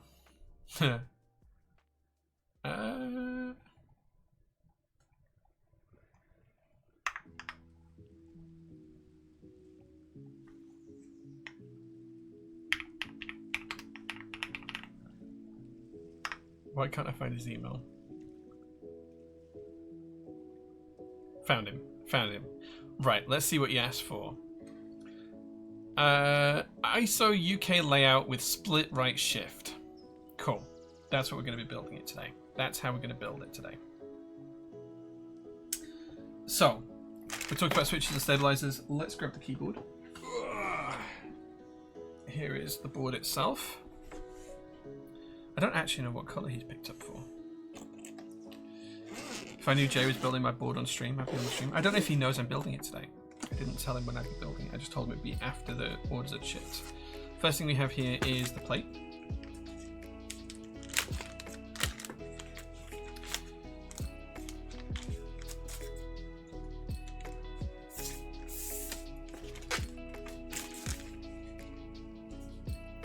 It's the aluminium plate designed by Geon Works. Pretty cool. It's got the grooves cut into the top and bottom, which is where the gasket's going to sit. Effectively, it becomes isolation mount. That's the plate. For PCB, he has chosen the Galatane, the CEM3 version, rather than the FR4 version. So this is a solder board.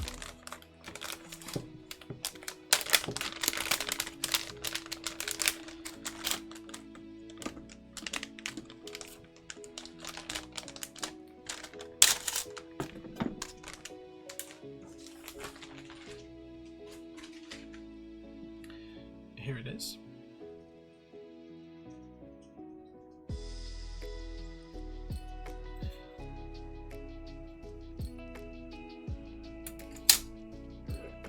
Then we have our gasket strip, which we'll need to cut to size later on. I'll show you guys how that works in a bit. We have a packet of screws, always good to have. We have our feet and of course the copper badge for the board as well, which we'll probably let the customer build. Okay, we've got ads starting in a second, so I think maybe we should do a poll. Maybe you guys can see if you can guess what color the customer's board is. In fact, yeah, you guys post in chat what color you think the customer's board is while Bezos is doing his advertisements, and we'll just talk about that. Yeah. What color do you think we went for this? Let's have a look and see what the colors were.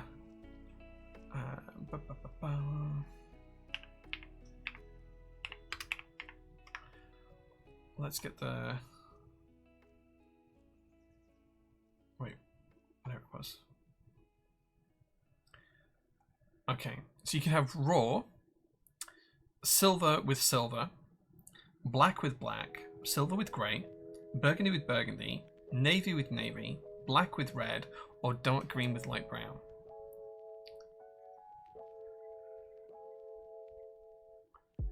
You think it's going to be silver? Bollock thinks it's going to be raw. JQ thinks it's going to be green. Interesting. Little Tokyo Keeps, thanks for being here. Love your setup. I need a wall of switches and keycaps in my office.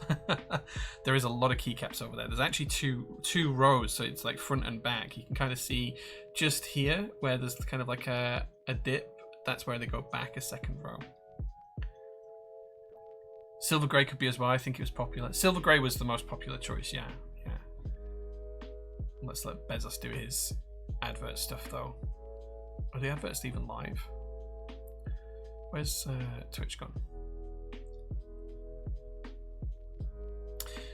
You can have a look at this. You can't buy from it because it's sold out, which is why it says sold out at the bottom of the screen. This is the group buy link. You can take a look at it. There will be boards in stock on Monday at 6 PM, so in just under 24 hours time. Black red, black black, black red. F1 is so nice. It is really nice. Yeah, okay. So we'll wait for the ads to come through, and then we'll take a look at the board. But yeah, there were quite a few colorways that you could get them for. And we've had a load of customers come in and tell us that they didn't get a PCB with their order, and they're very upset about it.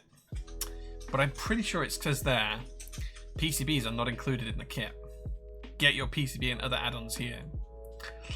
So I'm gonna have to have a lot of different conversations tomorrow about why the PCB wasn't included when people bought it. Yeah, well, I haven't got the board out. That's why we're waiting for the ad break to end. We'll take a look at the color after the ad break finishes. So, although if you sub, you don't get ads. So, if you're using green keycaps, I guess green or silver raw. We're not using green keycaps today. Verdant Retro is just a personal set that I was unboxing. We'll be actually putting DCS intro on this board today for the customer. They haven't bought DCS intro as far as I'm aware, but that's what we'll put on so I can show you guys it, DCS intro, because if you want to try DCS keycaps, DCS intro is really, really good, and it's really, really cheap, and you should absolutely try it out. So yeah. Custom has to pay the can't read tax. Yeah, I mean, I think the email is basically going to be a case of send them all a note saying, thanks very much for reaching out. Unfortunately, it was a bare bones kit and the PCBs weren't included. It was said so on the product page. Here's a screenshot of the product page. Here's a link to the product page so you can go see that. If you do want to buy a PCB that's compatible, they'll be in stock tonight at 6 p.m. Here's the link that'll be live in a few hours' time. I think that's kind of going to be how we word it. Do not give in to demands for free shipping on the PCBs. We've had quite a few people ask for a free PCB. So yeah, we'll see how that goes. We'll see how it goes. Light green, says Nathan Stokes, or at least I want it to be to hype me up for tomorrow even more. I'll tell you what this is, not light green, I don't think. I don't actually know what color it is, but I don't think it's light green. Is the price on the website already set to the extras in stock price? No, that was the group buy price.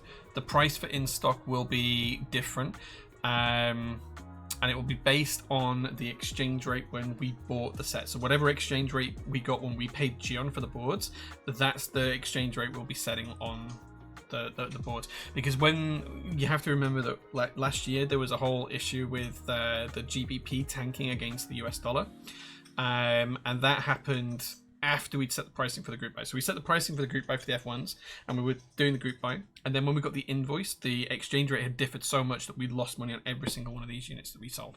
Like we didn't even break even because, yeah, like the exchange rates had just tanked that much.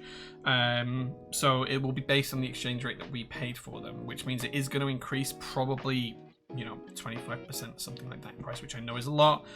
But it's just one of those things, like, I can't just sell everything at a loss, unfortunately. I wish I could. I wish I could.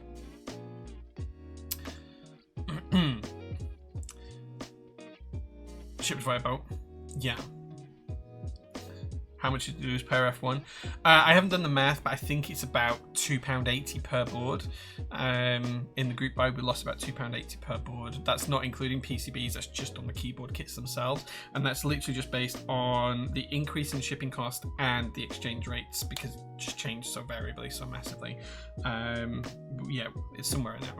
Let's say it's under £5 per board. So I have to try and recoup those losses to break even, plus then have a little margin on the other ones to make us actually be able to cover things like staff time and staff costs for QC and packing and shipping and all that kind of things. So yeah, they're probably going to increase in price by 25%, I think, maybe, which I know is tough and I know it's hard and I hate doing it, but like, you know, at the end of the day, it's a business and we can't just lose money. So yeah. Right, ads look like they're over, so let's go back to the build stream and let's turn that off and I'll show you the board. So they come in this lovely carry case, 2 sections. Oh. God, these are so chunky. Like, this is so hefty.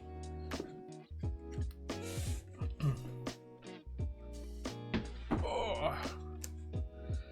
Let's see who QC'd this one at Geon Works. So this one was QC'd by Glare themselves directly, and it passes an A grade.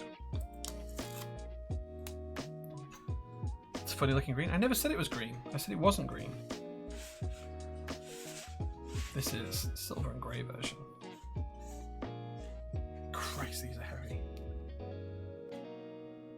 Look at those big slabs of copper in the bottom for the weights. Silver on top and the grey base. What a great colour combo. Okay, let's take the board apart and have a look. Silver grey. Oh wait, I need to grab screwdrivers. Give me 30 seconds, guys. Do you know what? Someone wanted to see something else. I need to go grab screwdrivers. So I'll leave you with this image here. I need to go grab screwdrivers because I was using them downstairs for something. I need to grab DCS intro. I'll grab the beige for this, and I need to grab the tick enters, wasn't it? Yeah. Okay. Give me 30 seconds, guys, and I will be back. I'll leave you with this beautiful view so you can tell me all the good things you think of this in chat. I want to see like a load of stuff in chat about how nice this looks. I'll be back in 2 minutes.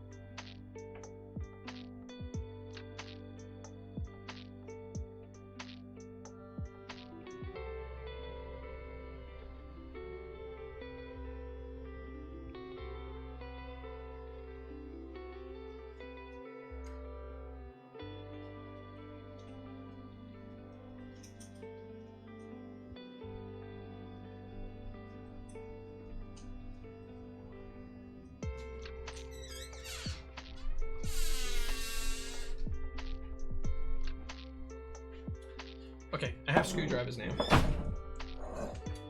Oh dear. I've also just had an email, because I just checked my phone, off of someone stating, I bought DCS Intro from Bowl Keyboards and I didn't get a UK ISO kit. What's going on? Well, I don't know if you're watching, but if you are watching, the UK ISO kit only came from us. But this is DCS Intro. We'll open it up later on. There's the UK ISO kit that comes with it. That's going to go on this board towards the end of the stream. Someone has to see the international kit ISO enters. So here is the sparkle chocolate brown one. Pretty cool.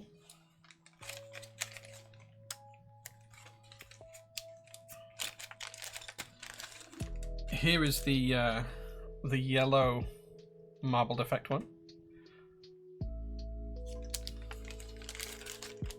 And then I've saved the best one for last because I like green.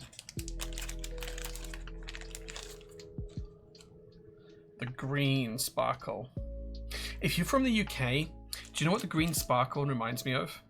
If you're from the UK and you ever had a tub of Quality Street chocolates, they did the triangle in green. That's the colour. That's the colour IRL. Anyway, yeah. Tick enters. They're great. So maybe if we do play marbles at the end, the winner will get their choice of one of those. Those are the only three I think we have left. I had a quick look. Right. Okay. Let's see what you guys thought. I thought SG came with a silver badge. Only if you ordered a silver badge as an extra. Otherwise, they all came with the copper badge, I believe. Forgot I ordered a silver badge. My bad. Yeah. There you go. Okay. Copper weights are lush. Shame to have them hidden, really. It's one of those things. Wait, where's the PCB? It's here. Looks stellar. Needs a little pink escape keycap, though. Maybe. I think the owner's already got a pink escape keycap, though. Side profile is the best. Yeah, the average person is astounding. Dude, like... Yeah. I need to find homes for my other 10 tick enters. Yeah, there were so many colorways, but it's such a cool project. Triangles, am I tripping, or were you able to buy just the triangles at one point? I don't know. I wouldn't know. It just reminded me of that green, like it was just one of those colors that came to me. The best thing is that tomorrow mine will be with me. Nice, Rue, nice. Purple Quality Street is the best, the triangle's close second. I like the fudge fingers. Those were my favorite. These are so heavy, these boards. I'm not going to put the badge in because the customer did order the 2 badges. Like they ordered the silver badge extra. So I'm not going to put the badge in. I'll let them make that choice. But I do need a screwdriver. I think that's the size I need. Yes. Scratch on the tray.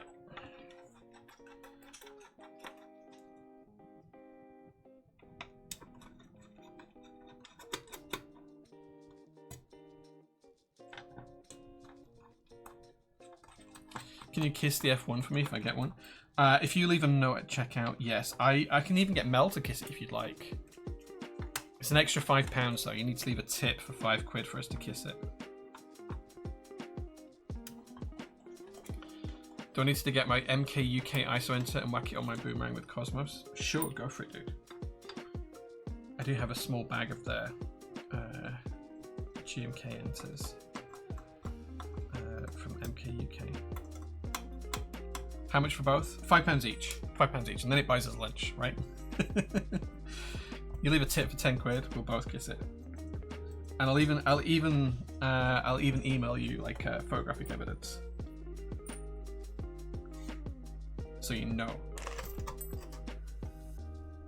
Oh man, these screws don't work out. Hold on.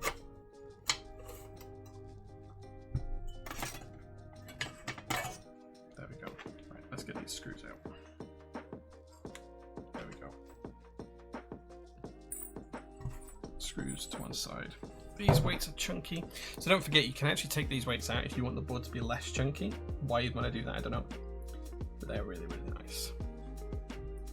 Deal. Thanks, Juicy Daddy. Thank you. These are so nice. Super, super nice. Right, okay, so that's the bottom case. This is the top case. Wing keyless. Great choice. You can see here, this is the groove where we're going to lay the gaskets in later on.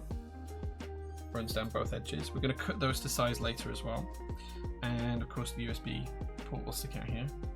Can use the door-to-board, the fly door-to-board if you want on this, but you don't have to. You can just use the USB port that's already on the PCB as well if you'd like. So all the PCBs had a USB port on that you could remove and use the fly door-to-board if you wanted. This customer's chosen to just use the board as it is. Okay, I mean, if you do buy one of these with a PCB and a fly door-to-board, my advice is to use the USB like this until it breaks and then replace that with the fly door-to-board. And then you've got a backup. Because you can't put that back on once it breaks. That would be my advice. Right, okay, so first things first, let's pop the board to one side. And then let's get the stabilizers all lubricated, ready to be put into the plate.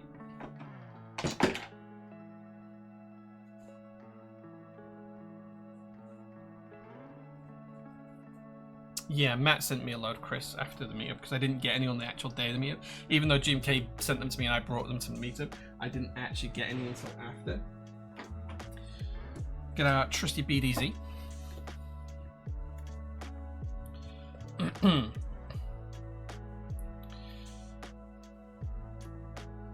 Why is it that one of the weights is depressed in the center? It's so that the JST cable can sit there if you're using the fly door-to-board. So we're going wing keyless, so they're going to want the 7U spacebar, so we'll get the 7U ready. And then they said they wanted standard UK ISO, so they'll want a spacebar set of stabilizers first, which is that and that. Then they want backspace, full backspace, which is there.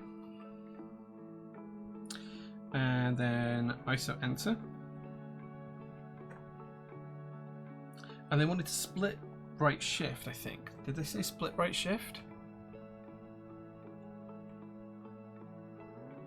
Split right shift. Okay, that's all the stabilizers we need then. Backspace, enter, and spacebar. Nice and simple.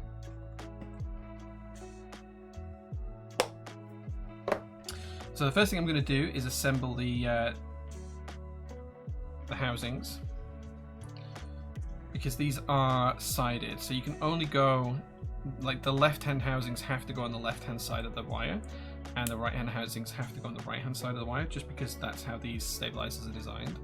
They're not universal in terms of side that you put them together.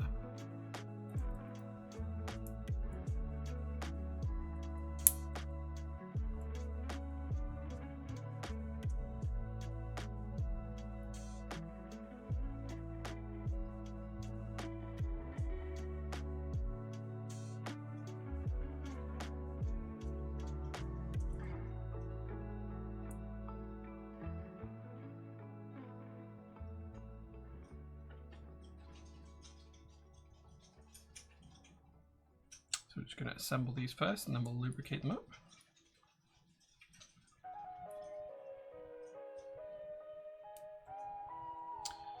Okay, and we've got the ISO enter one.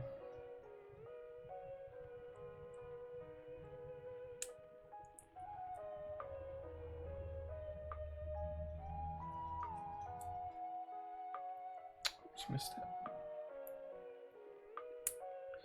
There we go. So that's all now built up, and we're going to take our trusty lube pen and we're going to lubricate these up nicely. So the first thing we're going to do is we're going to take the underside, and what I'm going to do is I'm just going to, in fact, let's zoom in so you guys can see how I do this. So what we're going to do is we're going to take the underside, and you can see where the wire comes through and then it hooks itself into this plastic bit here. What we're going to do is we're going to take this and we're just going to brush a really fine amount just on there nicely. It's going to get in a few places, but we're mainly aiming for the wire. The next thing we're going to do is we're going to lift up the housing just a little bit, and we're going to push the brush down inside the top housing, and we're going to wipe it all the way down the front and into the groove there as well. Nice and simple. And then on the side of the slider rails, we're just going to paint a really, really thin layer. Don't want too much, just want to make it smooth.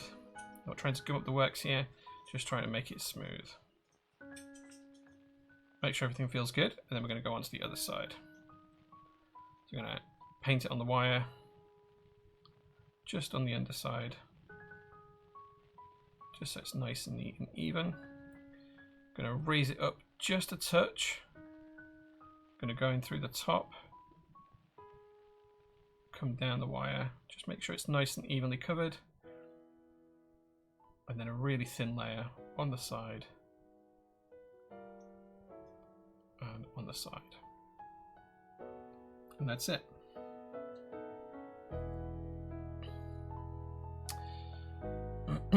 My Cosmos is waiting for its seal.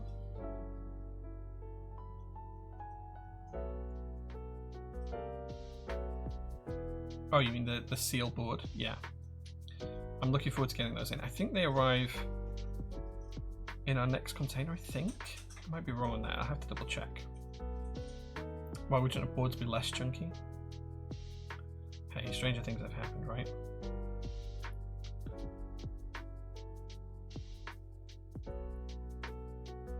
A touch more lube in the pen here.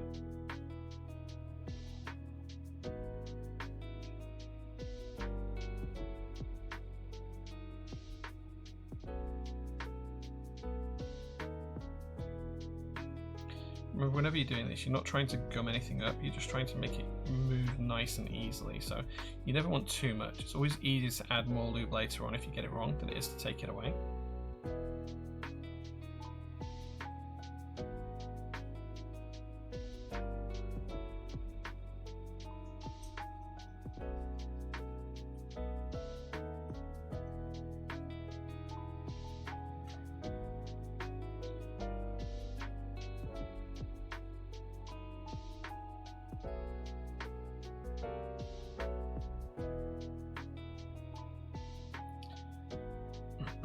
Are there any more meetups this year?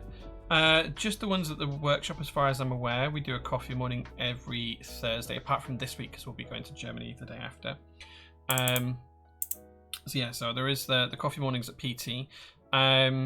PT is looking at doing like a event in Leeds again at the same venue as we did last time, and I think MK UK are looking at doing an event as well, but I don't know the details on that, unfortunately. Unfortunately, that has gone a little bit pear-shaped with my involvement. There was a complaint that I was involved, so I am no longer involved. I will leave it at that for that one. Cool, there we go. All labelled. All lubed, sorry, not labelled, all lubed. Right, okay, so let's take the PCB. And now we're going to pop these stabilizers in here. But first what we need to do is zoom the camera out so you can actually see again. And we're just going to put the stickers on to the PCB first. BDZ on the housings. Yeah, it's only a really thin layer. It's more than fine for stabilizers if you're very, very light with it. And you can always wipe it off the housings. If it's too much, you can just get a clean cloth and wipe it off, or a clean Q-tip or similar and just wipe it off if you need to.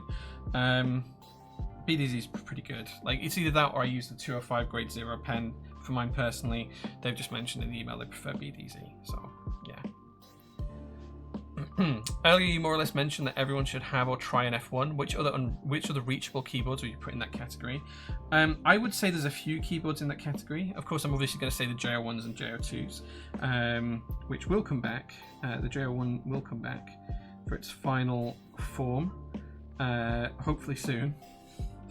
There's a couple of other keyboards. I think everyone should try a Tofu at some point. I just think they're such a good rounded keyboard that they're absolutely worth trying.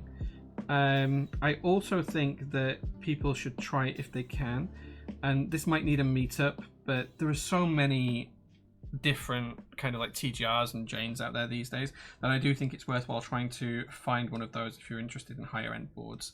Are there any other boards I would say that people have to try? I would also say you should try a Matrix Labs board if you can. Ideally a TKL, because they've done some really, really good TKLs. And I also think that everyone should try the Neo range as well, because they're just phenomenal for the price point. So I think everyone should try those. There's probably a few other boards in there if I thought about it, but a lot of them wouldn't come in that kind of availability slot that you mentioned. So, you know, I probably can't include everything. But I do think like everyone should try Keymax, for example, and there's like 3 in the UK, and I have 2 of them. So, you know, like it's not possible for me to say everything like that. But yeah, there's a few boards out there. If you're from the UK, I think everyone should try an Ace of Spades that Matt designed. Great keyboard. I just need to check where we're going with the 7U.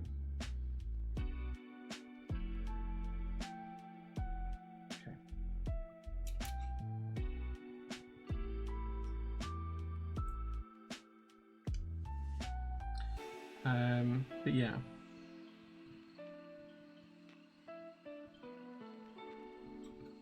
trying to think what else I think everyone should try. I think everyone should try an old OG Cherry keyboard as well if you can.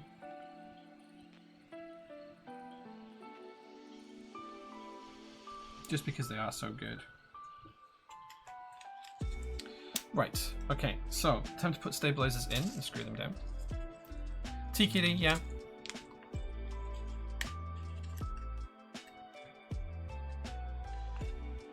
MK UK meetup still needs some planning. Yeah. It's, that's one of the difficult conversations I had this week and last week. Yeah. Okay. Just gonna get the screws ready for these because there's only 3.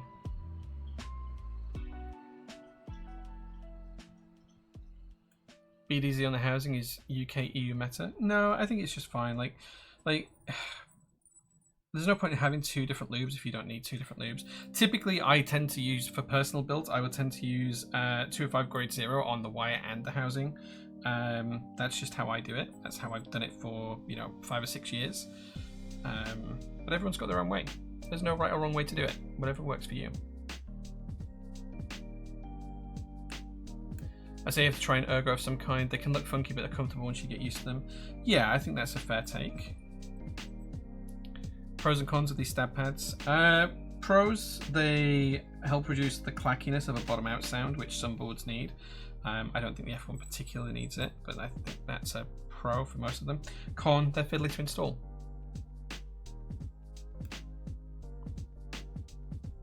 Topra 2, maybe. I think that there's a contentious question in there, is does Topra class as mechanical? And if so, why? Because technically, when you think about it, Topra is just posh rubber dome, and we wouldn't class rubber dome as mechanical. So, that's a hot take, I know. Someone asked as well how well the pens had sold a second ago. I lost the question. I can't find it now. Did the loop pens sell well? Will they become a regular restock item? Yeah, so I think we've still got BDZ and 3204 in stock. They will be the 205 grade 0 will come back in stock. I just need to order some more. Because I think they sold out over the weekend actually. I'm pretty sure that when I looked there was only a couple left on Friday. And I'm pretty sure that they've sold out since Friday, so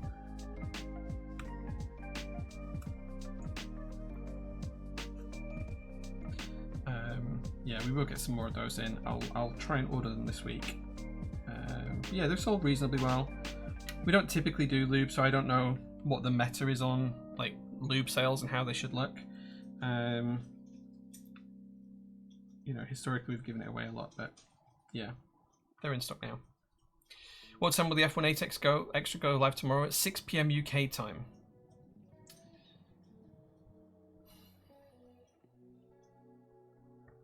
I always have meetings in person on the coffee morning, apart from this week. Gemma, you know, as a personal friend and not just a keyboard friend, you know you are welcome to visit me anytime. There are a few people who have a standing invite, and you are one of those people.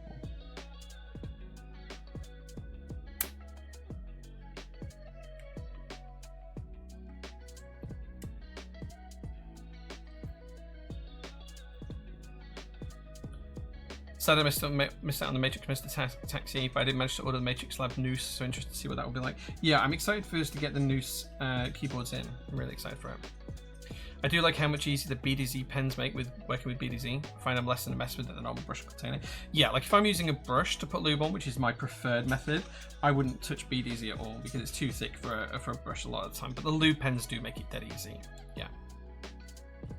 Speaking of the Neo line, the Neo 60 CU is beautiful, but the feet design is so sad, messing up the whole thing. You need them in the long strips? They're fine. They're fine in practice.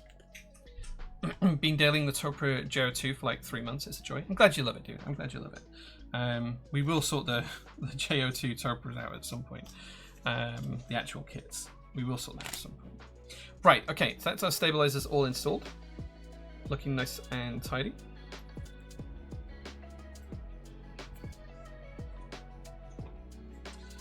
Time to get our switches installed. So I'll pop the plate on top, make sure everything lines up, and get the switches in. I can already hear the army of Rubberdome Thok typing up angrily. Yeah, it's not mechanical unless it comes from the Mécanique region of France, otherwise it's just posh Rubberdome. I don't think there's actually a good definition of what a mechanical keyboard is out there. I've not found one yet, and I've been looking for it for a long time. So I'm not happy with how that's seen.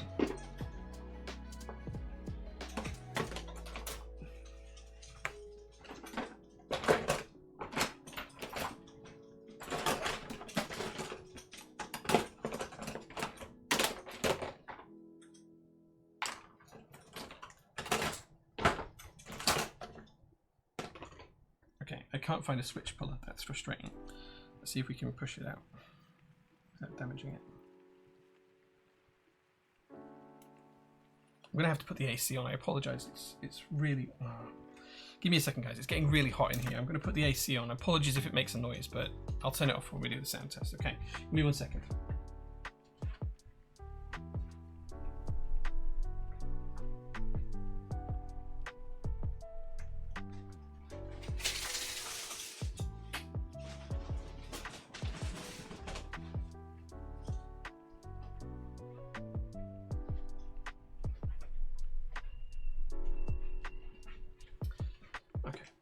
I should have to pop the pipe out the window.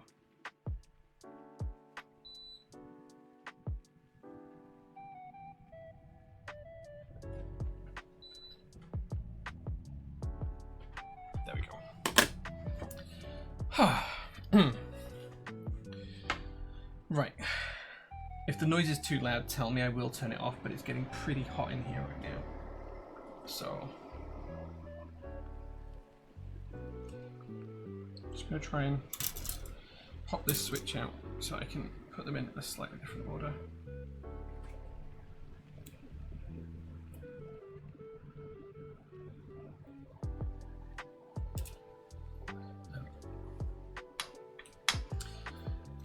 Okay,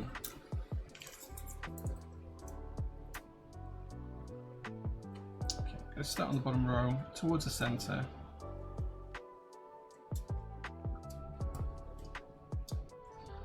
And just try and line everything up a little bit neater than it was.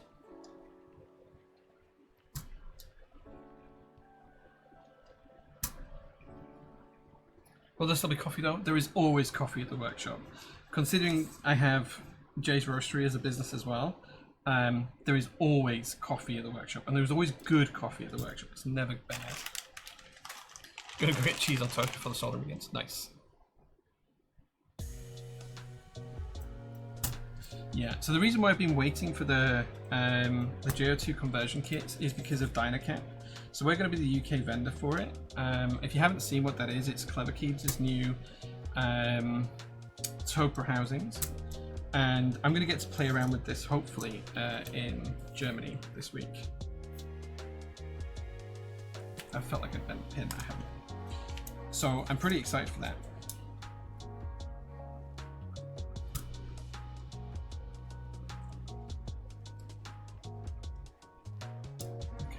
I'm starting to wonder if this plate's slightly askew. Maybe we just need more switches in place. That is a bad pin.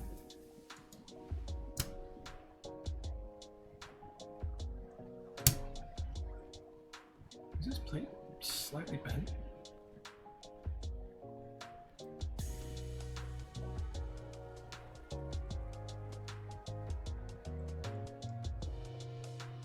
I think we're okay. I don't think we need the plate fork either because the plate's holding them nicely, but the switches just aren't going to hold in to the PCB, that's all. But we can make this work. It'll just mean some solid soldering skills in the first few seconds of soldering.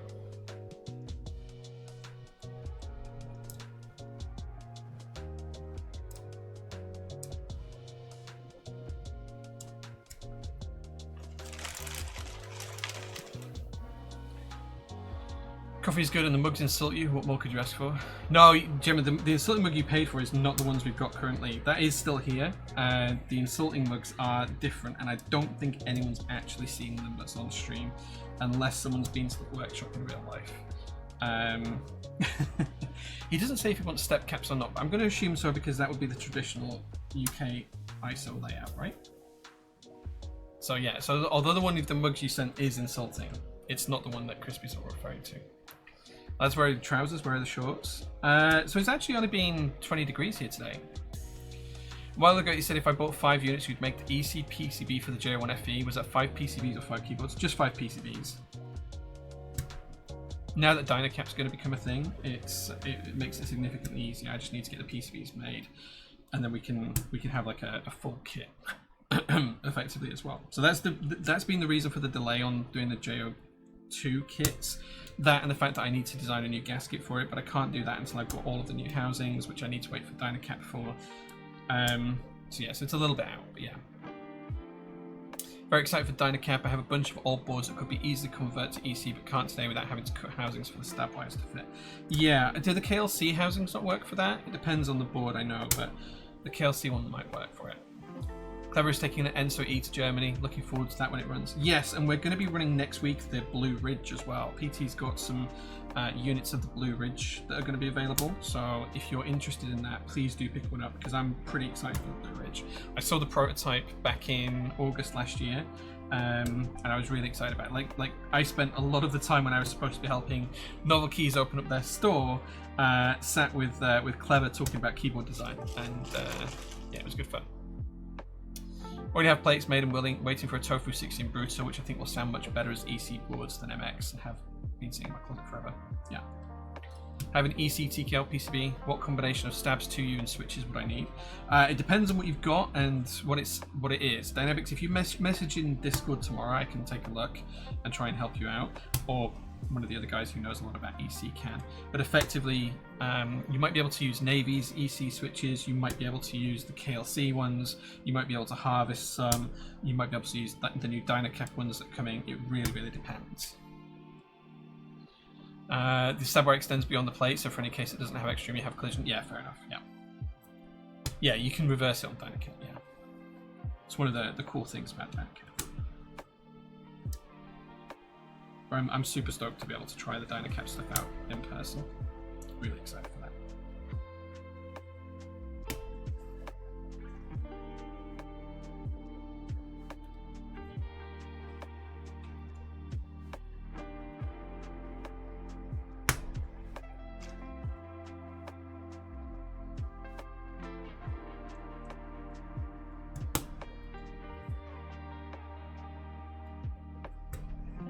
Don't be posting my mugs in MK UK, Chris. That's how I get complaints. That's how I get complaints.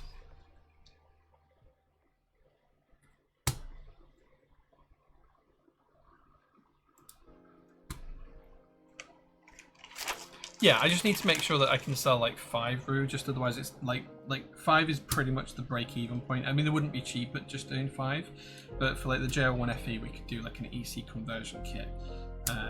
If we can get 5 people, like it makes it worthwhile doing. It's just, you know, there's no point in doing it for just like one person, so, or one order.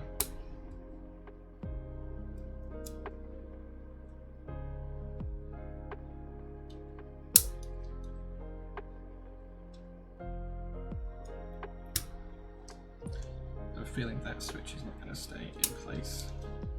This one here, it feels a little bit loose until we solve it. Chain, you're opening your playbook.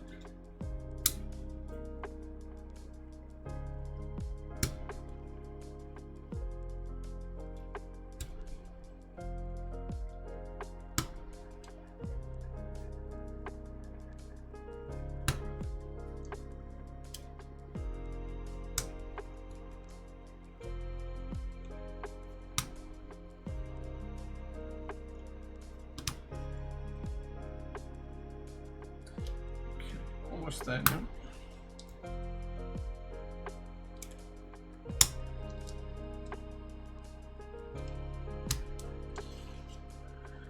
Right. I do love the Syracuse black cherry pies as well. Switches. Right. Okay. Let's work this out. So we need 1.5U. Then we're going to miss the 1U, and then we want 1.5U, which I think goes there.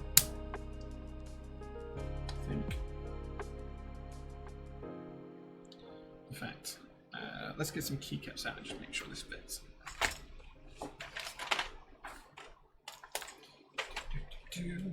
That's not mine. I just want to double, triple check, make sure my math's right before I start soldering.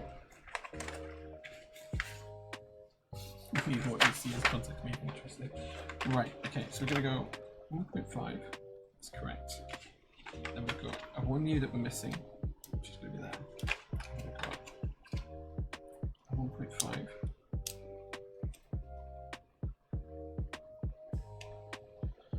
And we've got a 7U.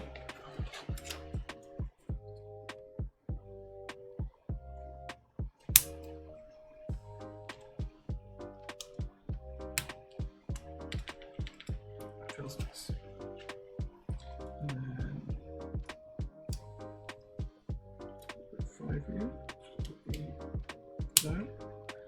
And this 1U. Cool. That will fit nicely. Yeah, cool, sweet. Right, let's try to put these caps off without pulling the switches out. Oh, hang on, wait a second, that one's wrong. That one's wrong. And I don't have a, typically I don't have a switch puller to hand.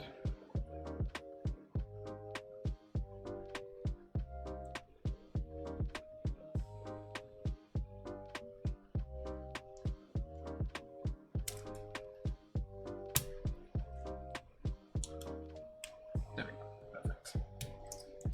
Perfect.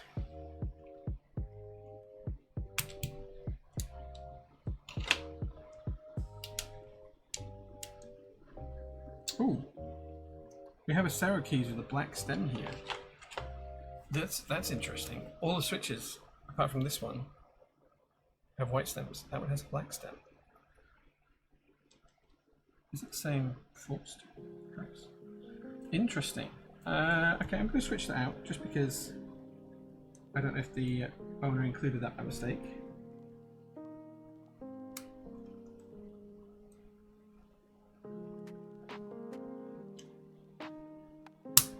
There we go. Cool. Action time. Nice. Incredible. Niv, thank you so much for the follow. Right. Let's get our soldering jam on.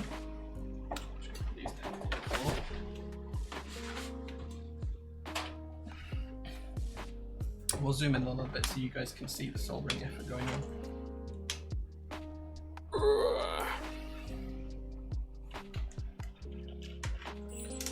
Those to one side. Go away. Lift this out while we get a soldering in.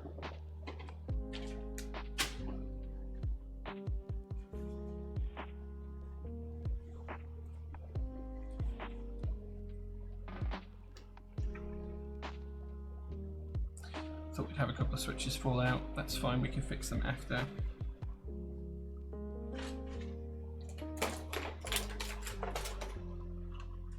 Okay.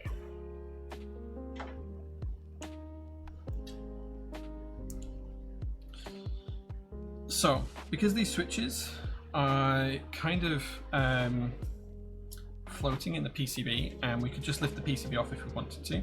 What I'm going to do is I'm going to hold down and I'm going to solder a switch in each corner and 2 in the middle, just to make sure everything's tightly aligned correctly. So how we're going to do that is we're going to solder 1 pin first,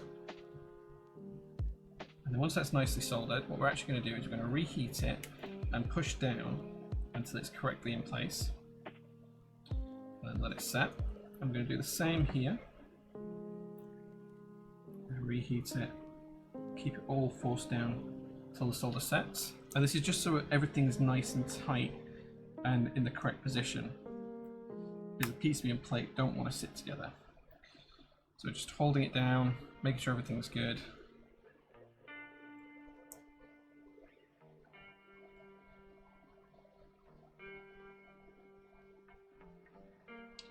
Let's switch my solder on that one.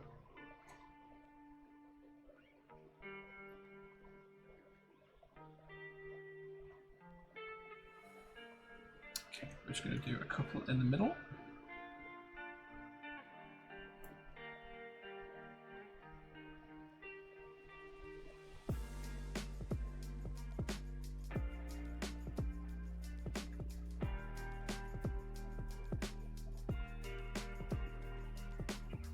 Okay.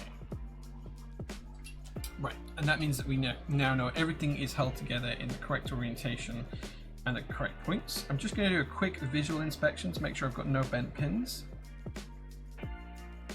So I'm just literally going from switch to switch, making sure there's no bent pins anywhere. Making sure that all the switches are inset fully, which that one doesn't look to be.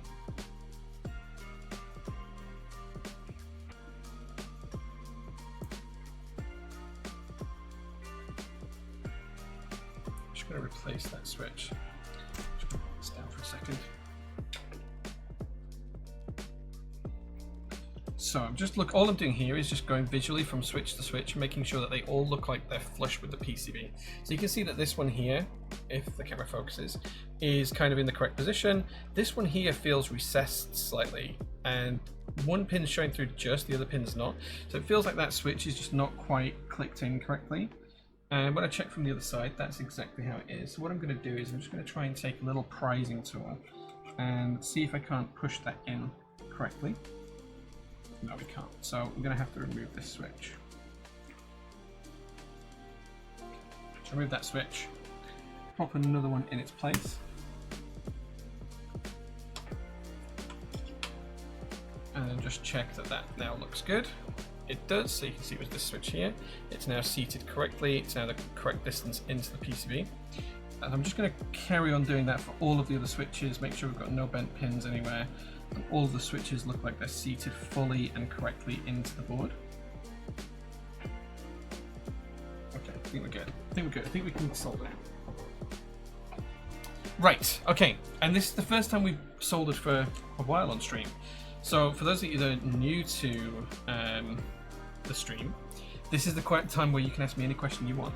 All you need to do is tag me with @JPrototypist and ask any question you'd like about any topic you'd like. It can be about keyboards, it can be about anything at all. Any topic you like, nothing is off the table, anything is a go. So ask away, just tag me first and then ask any question you'd like. Oh, we've got a bent pin there. How did I miss that? We do have a bent pin. Need to come back and fix that.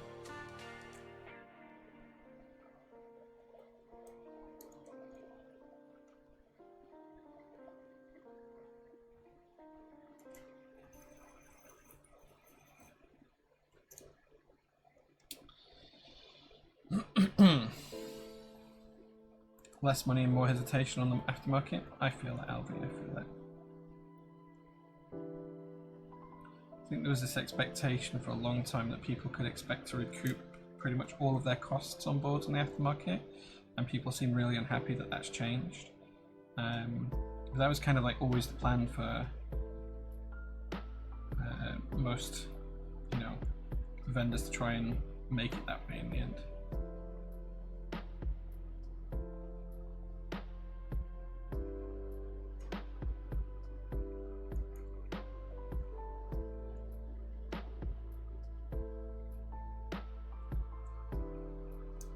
Any keyboards from this year that you've picked up or will pick up? I mean, I got the 100NG, which is the keyboard on my desk at the moment. I've picked up a couple of keyboards this year. If you actually go to the website and you click on Jay's Favorites, you can see what I've personally bought. That literally lists everything that I own that we've ever sold. I can't think of anything else I've personally picked up, but I don't have much personal disposable cash at the minute. I've been, without an income for 4 years now. Even longer, actually. It was 5 years this year, sorry. So, kind of like my spending on hobbies is vastly reduced now, because I just don't have enough cash. Don't have the money. I'm not a rich person.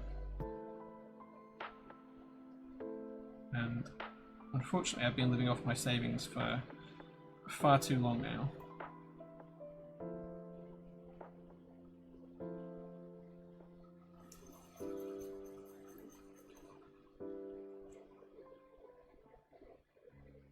Relisting over 10 times at 60% loss? Yeah, I feel that. I feel it.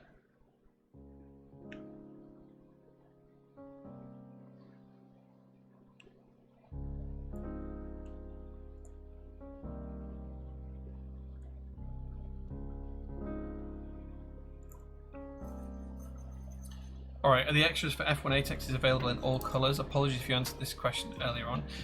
No, not all colours will be available. Black and red and burgundy are definitely not available in extras. Most of the other colours are. Are you getting the 21XX? I want to. It's a question of money. As I said a few minutes ago, like, without income, it's really difficult for me to kind of like pick things up the way I used to.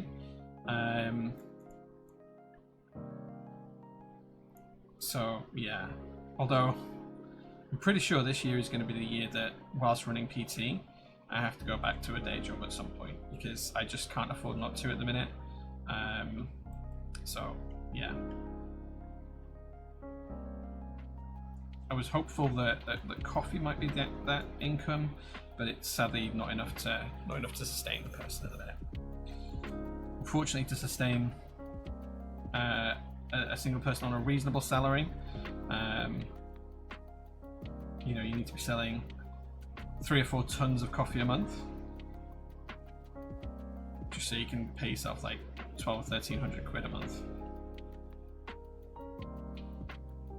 And whilst we're doing hundreds of kilos a month, we're not in the ton regions just yet, unfortunately.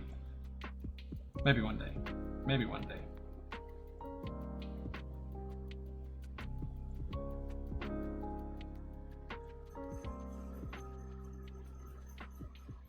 Is there a story behind the ASCII keycaps, SA ASCII or CYL ASCII? Yeah, it's based on the ASCII language that was predominant in keyboards and in computing for a long time. So on things like the Symbolics keyboards, which is what Space Cadet's based off of as well. So yeah, it's just a historic thing. I think there's a Wikipedia article that's pretty good about ASCII. I don't know all of the details to hand, but you can look that up quite easily, I think. PZ has too many shiny new things all the time. I can't resist. I'll try and grab a Spider CKL and extras if those are available. They will be available, yes. They will be available.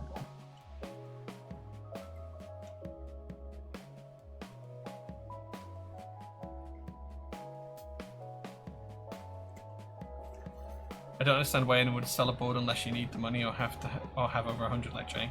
Well, Kajahata, some people want to sell something to buy the next shiny new thing, right? They've experienced it for a while, they want to let someone else have a go, and they want something new. And I think that's pretty cool. Perhaps we should have like a non-policed and non-guaranteed trade section on the PT server. Maybe that's something I should look into. If we're really clear that there's, that PT's not guaranteeing or underwriting it, maybe we could do that. Have like an MK PT trade thread or something.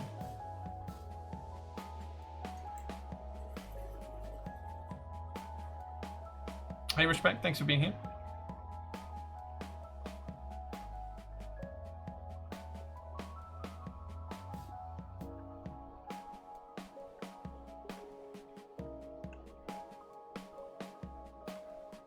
I'll have a think about it and look into it, see if it's something we can do.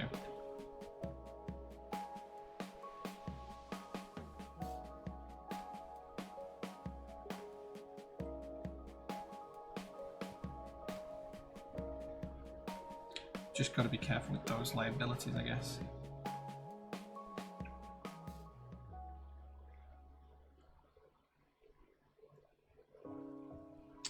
Okay, we are missing a switch there, but that's okay. We can go back and do it later. I also do have to remove one switch that had a bent pin as well. I must remember to go and do that.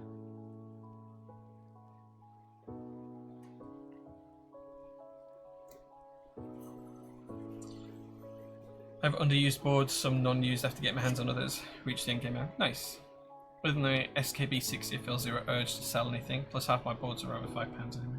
That's fair. That's fair. I struggle to sell things on a personal level, just because there's so many boards that I have attachments to, like emotionally, and the people that I've met through the hobby and stuff. And I feel like I'm doing them a disservice by selling the boards. But sometimes I think it'd be better that they just have a home rather than being sat in one of my drawers. So yeah, I should really maybe I should put a section on the website to like show those off, like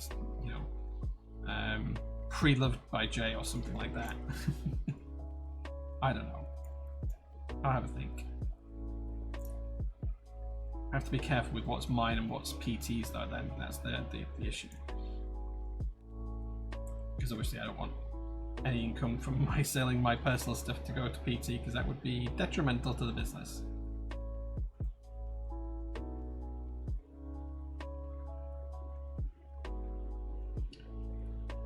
Okay. Almost there now with the soldering. We do have one bent pin to go back and fix, and we have a couple of missing switches that we need to go and replace, and then we can come back and finish the soldering.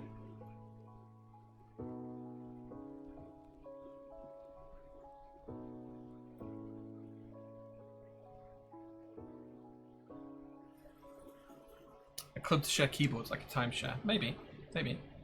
Got my Parabolica in retro grey just lately. Nice, Niku. Did you do an order for it? I haven't seen that come through, I don't think. Anyone's bought the retro grey yet off the site.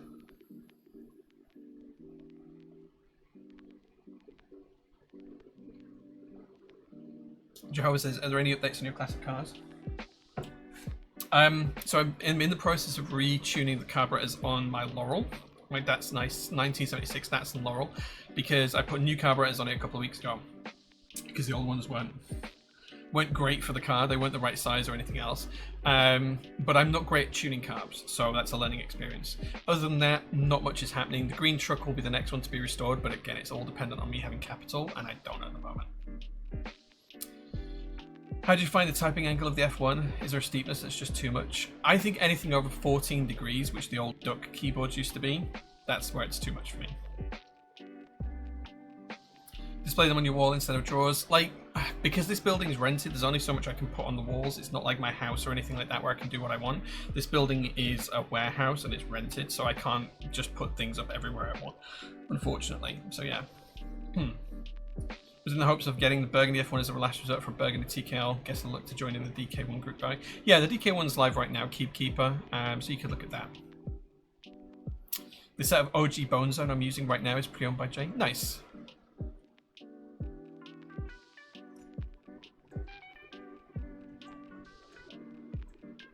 I actually got a Chinese group buy unit aftermarket, so I already have it in hand. Actually, could not wait for the fulfillment. Ah, yeah, so there's the different keyboard then, because there's a load of changes made for the Western market.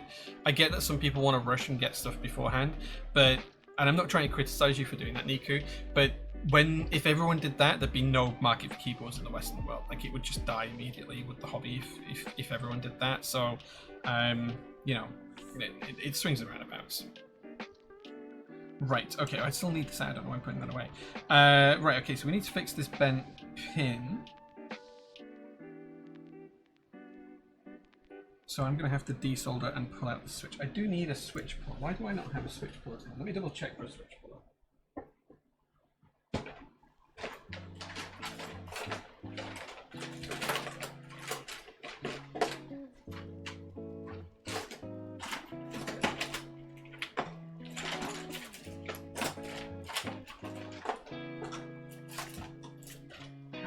Have a switch puller to hand. This is really frustrating because I usually have a switch puller on hand for every stream. Okay, I'm going to step away again for a second, guys. Let me go grab a switch puller and I'll be back in a second because I have no idea where my switch puller's gone. But I'll be back in 30 seconds, guys. Take a look at this nice and beautiful PCB and plate assembly. Whilst I do, I'll be back in just a minute.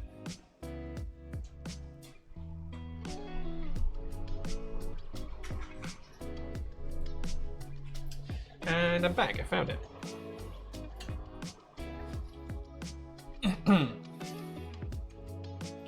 Cool, okay, so which switch do I need to pull? This one here. So this is the switch, okay. So what I'm going to do is, well, I need to plug my soldering iron back in first. Come off.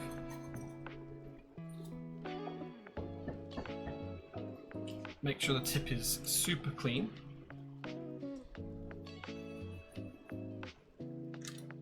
Take hold of the switch.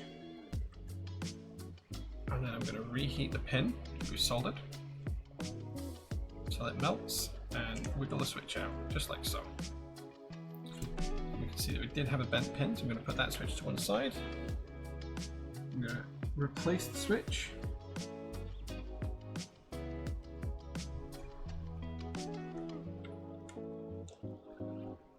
Do that by pushing down as I reheat the soldered pad.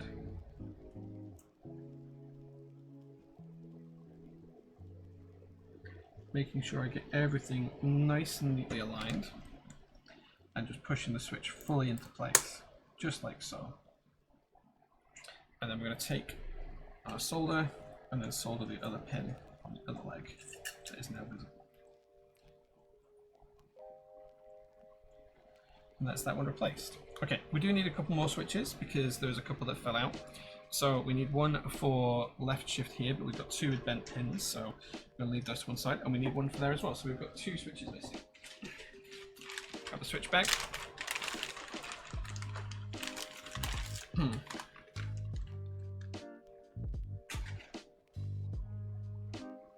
Price difference was the reason why you went to China for it instead, got it for a bargain price. Yeah, I mean, I understand why you've done it, like, I get that, but, like, my argument here is that if you don't support the hobby, So what I'm going to do, I'm just going to solder the 1-pin socket on these and then push them in manually. Like the price here is the price here because like I think the retail price is £8 more for us than what the wholesale price is before VAT. So like we're making £8 on a keyboard. It is so little that you probably paid less on the second-hand market in China for the keyboard than we actually pay wholesale. And I get that I get why people want to save money. I'm not criticizing you for wanting to save money. That's not my intention. But like if everybody did that, there'd just be no keyboard market here. You know, the pricing in the Western world is set very differently for a lot of different reasons, mainly because of import duties, taxes, all of those other costs, quality control and everything else. And also the fact that we have to provide a warranty, whereas Chinese manufacturers don't have to provide a warranty for anyone for any length of time. Here in the UK, we have to provide a warranty for at least 6 months, if not 6 years, depending on the type of product. So you do lose out on all of that kind of stuff by going direct to China sometimes. So it's just worthwhile bearing those kind of things in mind sometimes. Is that going to stay? Nope. Okay, same trick here.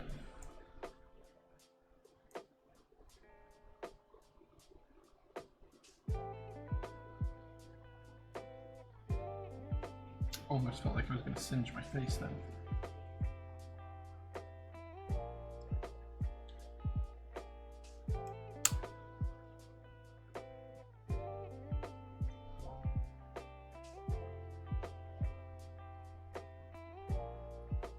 There we go. Okay, so that should be our keyboard now fully soldered and all ready to go.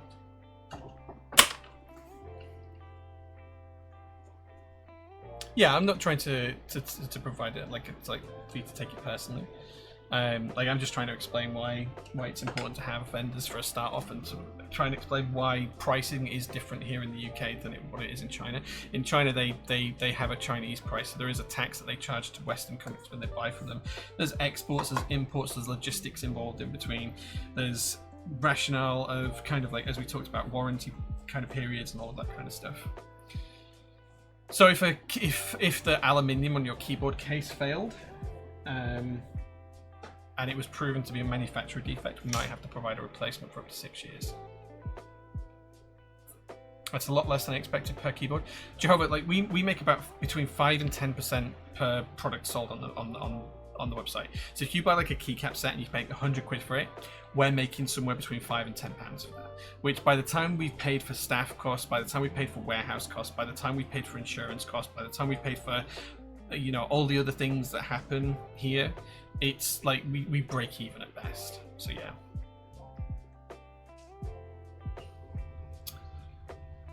Thin margins. Yeah, like it is thin margins. But to do any more, and people would say we were too expensive. So yeah, like most people like think that a business makes 50%. We really don't. We really don't. When you consider all of the costs, like I know it sounds daft, but like even like the fact that of lighting the workshop and heating the workshop, so you know, cooling the workshop, making sure we've got the correct staff insurance. It's like our insurance just to have staff liabilities over 20 grand a year. That's £20,000 just for staff liability. For product liability, in case anyone sues us because they hurt themselves on a product and stuff like that, it's insane how much money we have to spend on that because we ship all over the world. I have spoken to some other UK vendors about this, and they get around it by just not having that insurance, even though it's a legal requirement. Like you are legally required to have employee and product liability insurance, and other vendors just don't do it, so they have more margin, which is too risky. So, yeah. I don't think there's any vendor in this hobby that's got rich by selling keyboards. No. Rama wasn't rich though. So did you guys see? Let me show you. Let me show you something. So I don't know if you went through this. Let me get it up in a different window and drag it across. Why is that not working? Let me. So I got an email. So I don't want to show that, but I got an email. I'll read the email out to you and then I'll share the documents. It's, please find attached the report to creditors issued in accordance with Insolvency Practice Rule 7040. You're receiving this report as our record indicate you are a creditor of the company. Rama owed me money, right? The report provides an update on the liquidation to date. Please note the liquidator's investigations remain at an early stage and are ongoing. At present, there are no available funds in the liquidation to enable a dividend to be paid. However, the liquidator continues to pursue investigative inquiries and explore potential recovery avenues. In other words, you ain't going to get paid, but here's some information on it.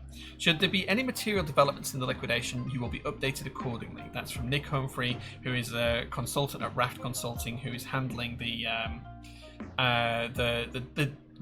basically handling the whole thing. Let me open this up and I will show you the document. So this is the document here. Let's make it a little bit bigger so you guys can read it. Can we shrink this side down? How do we get rid of this? No, I don't want that. What do I want? Why can't I not do that? I wanted to get rid of that side of it. Anyway, so this is the document, which is the insolvency practice for Rama Works. This is the document that details everything they found out about Rama Works over the past period of time, okay? So, people say Rama got rich. Rama didn't get rich. Rama just stole money and spent money he didn't have. So when you go through this, and if anyone wants a copy of this, let me know. Just drop me an email. I will send you this document. It's absolutely fine. I'm more than happy to share it. This is, not just to me. This was sent to a lot of people that he owed money to. I'm going to just try and find a few different key parts for you. So let me. This is all the disclaimer bits and remuneration appointment. Okay. So the director, otherwise known as Rama. The director has been a sole director and secretary of the company since its inception in March 2014, and its sole director since March 15. That's Rama. Mr. Himmat Hari Ramadan, this is Rama's dad, is the father of the director, and based on the limited company books and records provided to me, commentary from Hari Ramadan and comments from former employees, I am the understanding that Hari Ramadan was assisting the company during a period where the director was incapacitated. Hari Ramadan is also director of the entity, related entity C21PTY Limited. So C21PTY Limited is who sued Kate at Hebe, not Rama Works, when she left and took information. So there's a bit more detail here. C21 is a related entity of the company, with the relationship being described in the company books and records as RWH Pty Limited as agent for C21 Pty Limited, as trustee for the Ramadan Family Trust, trading as Rama Works. So Rama Works' actual company was acting as an agent for C21, which C21 was a parent company effectively, which acts as a trustee for the Ramadan Family Trust. So this is Rama's family trust. So technically the company was owned by Rama's family trust, and it all trading as Rama Works, amongst other trade names. Okay. Okay, so that's not a particularly interesting fact. Apart from here, where they claim that Rama owes his dad $1.16 million. Okay, that's by the by, whatever. There's some very interesting stuff in here, but I'm not going to cover that for now. Here's the interesting bit. So, unsecured creditors, Rama spent that money on an Amex card. That's $3.8 million, or $4.1 million in total, on an Amex card. You heard that right. 4 million quid on an Amex card. So in debt. Didn't own the money. Debt.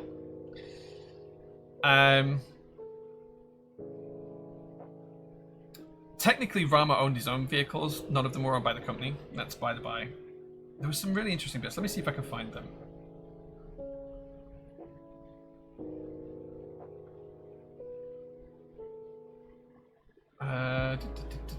There is some bits in here. Let me find them. This is a really long document, so I'm just trying to find the bits that I want to share with you, which I feel are the... Oh, okay. So this is a really, really good one. So there's a whole bit here where about avoidable transactions and what makes it a business and whether it was actually trading solvent, which means your assets outweigh your debts, right? It says, at this time, it is my preliminary opinion that the company may have been insolvent from the 1st of July 2021. In other words, 4 years ago, Rama's assets were less valuable than his debts, which means the company is technically insolvent. The company should not be trading. It is his duty to shut the company down at that point, legally required. However, given section blah, blah, blah, blah, blah, blah, the company could be presumed insolvent. In other words, he had no money to pay for all his supplies since the 17th of March, 2018. 7 years ago. 7 years ago, these consultants think that the company was bankrupt and just didn't declare it. Which is really interesting. Really interesting. Okay. This is a section on what Rama paid out to himself and to things he shouldn't have done, like Ritz-Carlton Hotels and Montclair and Mercedes-Benz and a few other things, a little bit like that. Rama works transactions, just transactions in his logs that would detail as RW. You know, no details. Gilbert and Tobin got paid 30 grand. They're another consultants. There's some other bits in here that I want to go. I conclude that the company was insolvent from the actual insolvency date. However, the company's failure to keep sufficient books and records, the company could be presumed insolvent during the presumed insolvency period. Furthermore, this section of the Act provides that a director has a duty to prevent a company incurring liabilities where he or she ought to have known that the company was insolvent. In other words, he shouldn't have carried on taking people's money or taking on debts when he knew the company was insolvent. The director during the period of insolvency or any shadow director, i.e. his dad, may be liable to compensate the company for losses incurred when trading the company whilst it was insolvent. So they might be able to be held accountable personally for any trading whilst the company was insolvent. This is the important bit here.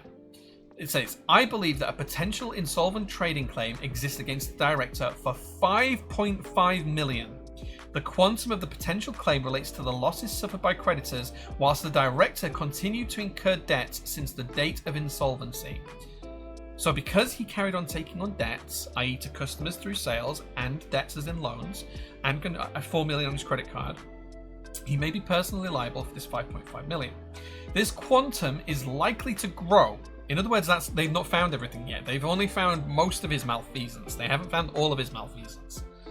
Once further books and records are obtained or the creditor claims are crystallized. On the 20th of May 2025, I instructed solicitors to issue the director with a demand for this money for insolvent trading. Read that as you will. I note there has been correspondence back and forth and that negotiations are currently being held with the director regarding a potential settlement. In other words, he still has some money that he can make a settlement with. However, no settlement has been reached and the matter will likely result in formal proceedings being commenced. Again, take that as you will. There's some bits about remuneration and stuff like that. There is a bit further about Harry somewhere in here as well. I can't remember where it is. I've missed it somewhere where it says that he might be a de facto.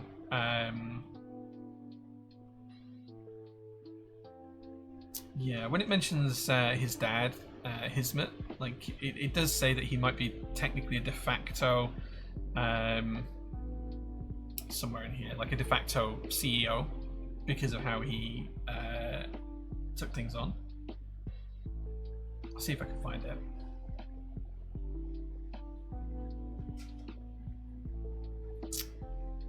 Okay, it is in here somewhere. I know it is because I read it the other day.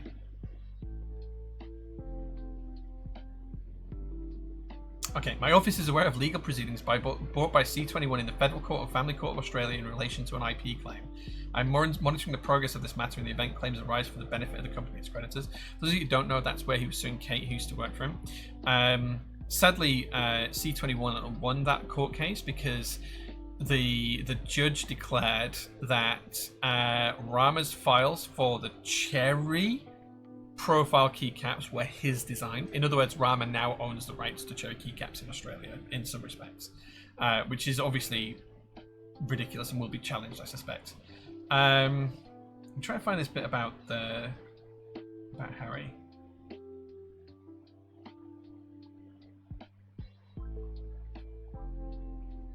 Yeah, although I've been provided some records, I know they do not correctly explain the company's current financial position and they do not enable the preparation of true and fair financial statements. Yeah.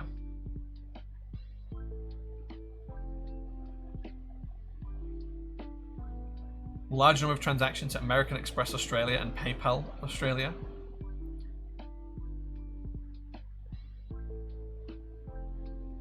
Take again those as you will. Why can I not find this book? This bit about Harry, Rama's dad.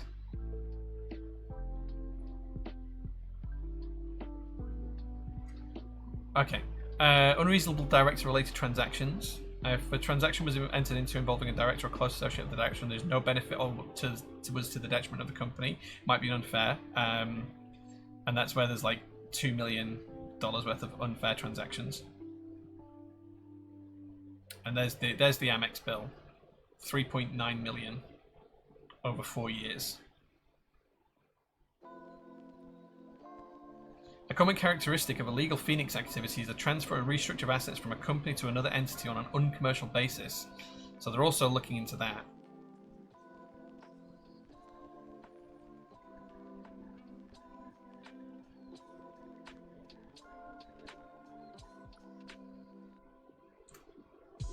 Oh, here we go. Shadow director or de facto director is not necessarily appointed as a director, but acts in that capacity. A shadow director is considered to be a director and must comply with the director's duties.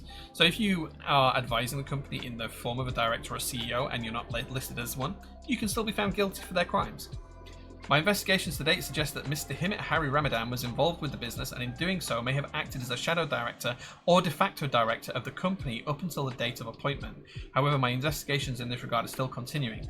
Where it is proved that a person has acted as a shadow director or de facto director, they are subject to the same duties, obligation and penalties as any other director. A shadow director or de facto director may be found guilty of offences under the Act that are applicable to directors noted on the ASIC register. They may also be held personally liable for insolvent trading pursuant to the certain section of the Act. So Harry's dad might be as well. Anyway, if anyone wants a copy of this document, it's there. Let's see if you guys have had any questions about it, because I feel like we've stepped away from stuff. Did he lease the McLaren? We don't know. He took out loans against the company or director's loans or something, right? Yeah, he paid for everything on his Amex card and charged the company for it. Really sad how many times Jay got scammed. Dude, like, it's fine. I've got over it. Don't scam Jay, he's a good man. I try. I'm not a perfect man. I'm not probably a good man in the grand scheme of things, but I try. I thought my limit was high. What's an Amex card? American Express. How can he go 4 mil into negative? Because the company was constantly paying it off. So he would get the bill and then the company would pay it off each month. So he might be spending, I don't know, like 50 grand a month or something. Whatever it works out. Just going to turn that AC off now. It's getting cool in here. American Express card, a credit card company, yeah. 3.8 million on an Amex card. What has he done? Gone to Lamborghini and tell them to charge it to my credit card? Just spent constantly. Applies for Amex real quick. Do you have legal implications, jail, following this behavior? I don't know what Australian law is, but yeah. So he magically proofed 713,000 into the air on uncategorized transactions. Yeah. What's interesting is that whilst insolvent, they spent a lot of money on lawyers since 2021 prosecuting Hebe. That should have really have positive impacts into IP case in play if an appeal ends. Yeah. You do not cover with your personal belongings on the company belongings. In most cases, directors of a limited liability company are not held personally liable for the company's debts when it becomes insolvent. True. This is due to the concept of limited liability. Yes. That's why PT is a limited liability company. So if it ever does get tits up, I don't lose my house. However, if I was found to be doing illegal things, I would lose my house. So yeah. It sounds like he falls into these exceptions. He does, I think. There's also a range of sets of personal betterment there, which is almost always results in personal liability. Yeah. There are definitely expenses picked out on the cards, which are clearly non-corporate. Absolutely. I'm just saying generally, of course, there are exceptions. The father almost certainly has liability if someone was to progress it, and it's the kind of thing that the authorities in Oz do push down on. Yeah. I'm not going to talk about Hebe stuff. That's Kate's business, and it's not fair for me to talk on it. I just wanted to share the public stuff with Rama. No, you make so little on purchase in the shop. Feel bad now for purchasing with 30% off. Truly a good guy. Yeah, if you take the 30% off, like we make a loss on those products. Like 30% is the point where we're making a loss on everything we sell. But I want people to have a good time and have good stuff. You can't, whilst insolvent, use money you don't have to prosecute a legal case. You can't, whilst insolvent, use money to do anything that you don't have. Like, that's the thing. We need a psychologist to read the statement. Amex approved. I'll be driving a Grenadier at the next NorCal meetup. Thanks, Rama. Rama will be charged personally from Amex. We'll see. We'll see. They may just write it off my Amex. And Amex may have been paid. Amex might have actually been paid through the company. We don't know. It doesn't state that. The fact that the company is owned by the family trust, which Harry is a beneficiary of, makes it even stronger here. Yeah, absolutely. So Ram is an irresponsible child whose daddy's rich, who got involved in the keyboard hobby, decided to start a business and spent 3.9 million on the company account. That we know of. There may have been more. Angry Swan, thank you so much for the 32 months of substitute. We are building your board today. In fact, we built your board. We've soldered your board. It's here. We just got we digressed into the Rama drama. Okay, so that's now done. I'm going to zoom the camera out and we'll get it in the case and then we'll test it. So let's bring the case back in. Hefty boy. The first job we need to do is trim for the gaskets. I'm going to grab my flush cutters. And I'm just going to put the top case there for a second. And we're going to get the gasket here. So, yeah. That was a fun conversation. Thanks, guys. So what we're going to do here is I'm just going to pop the gasket in. I'm going to take it to the length it needs to be with my fingers. And then I'm going to cut it. And then we're just going to pop that in place. And then we're going to do the same here. I'm just going to take it to length.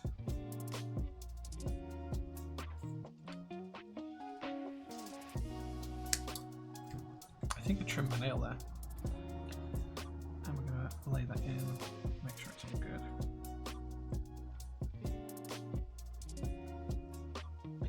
Now, depending on how well this behaves, I might show you a little trick here that may or may not work with this. But we'll test it if we need to. Oops.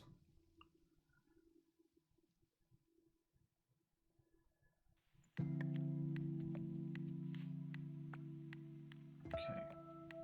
I think we might need to try it. Okay. So the little trick here, it used to work on the old F1s. I don't know if it'll work on this one. Is what we used to do. Because I built quite a few of these boards a few years ago. You just take a little bit of lube on a brush and you just put a couple of blobs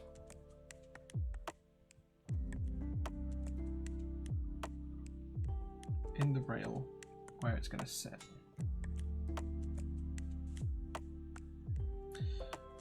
And then when you put the gasket in,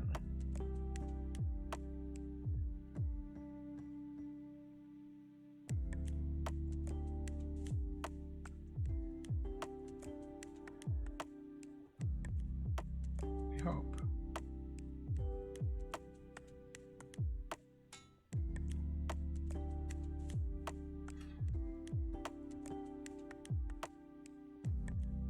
This used to work better, I'm sure it did. Maybe I'm being too stingy with the lube.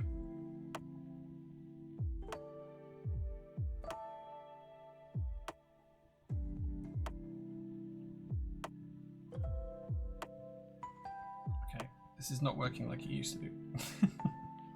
We used to just pop the lube in and then effectively it would hold everything in place. That is not working today. Okay, well, there's another way to do it because we can put the top case on in a second. I'll show you how we did it the other way. So, the other way to do it, which is probably the correct way, is to take the plate and PCB assembly and pop it down where it needs to go, just like so. Lift it up a little bit so you can see down onto the edge where it needs to sit, and then push the gasket into place this way. And then that way it's all in place nice and neatly and it's trapped. And then what we can do is we can take the full front piece and do the same for the gaskets here. We're just going to line it all up, chop its length, and then push that in.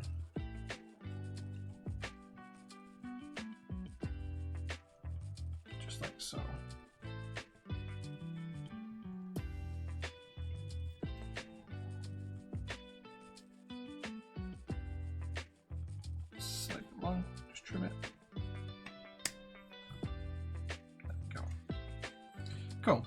So that's our bottom gaskets in place, all held in. Just use the plate to keep it in place. Yeah, that's how I've done it in the end.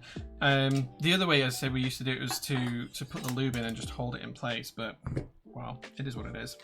Then we're just going to do the same into the top case. This one should stay in. It used to stay in because it was a little bit tighter up here. So we're just going to pop the gasket into the top case. Trim its length. Just like so. Make sure it's all pressed in nice and neat and even.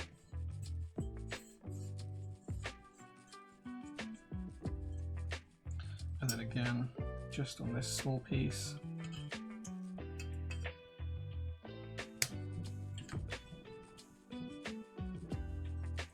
And then finally, all across this front edge.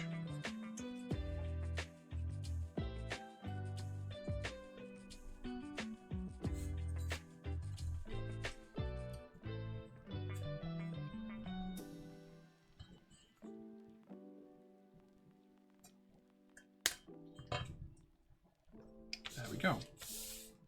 That's the gasket still in place. We can now pop that on.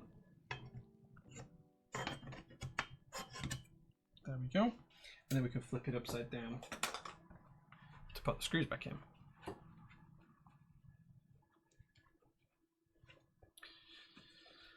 Right. Flip that top right way. Don't need to. Like, it's there if the owner wants to use a JST cable. It's up to them. A little bit of Pritt stick goes a long way. Yeah. Well, a little bit of lube works just fine. It's only a tiny bit, and it's just under the gasket anyway.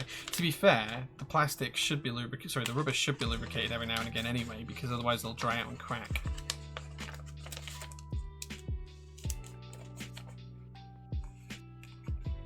MT Space Cadet has already sold out, Rue, I'm afraid. Like, we had it in stock and then it sold out. Okay, so now we're going to flip the board upside down, and then we're going to screw it back together. Yeah, it's not a clear coat, so a lot of silver keyboards are just anodized in clear. They're not anodized in a color. This is anodized in a color, so there will be a difference. There may be a slight blue in the Pantone, although I can't see it here in this light. So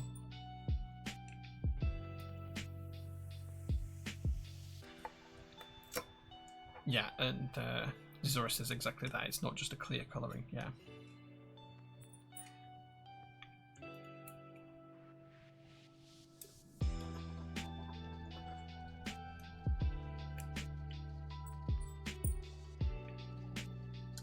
As I say, I will let the customer decide which badge he wants to install, because he has two. He has a copper badge, and he also has the silver badge. So I'll let him pick which one he wants to install, but it goes just in this little slot here. It's a 2-second install. There we go. Okay. So we're just going to take some feet. Just get rid of that small amount of lube there. There we go. Nice. Oh, no choices. Yeah.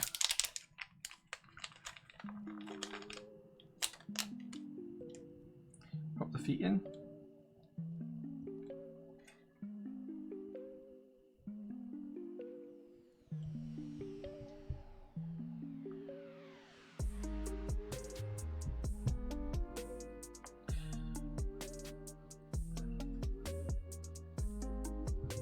And then, as I say, the customer can decide if they want to put the copper badge in there or the silver one. That's entirely up to them.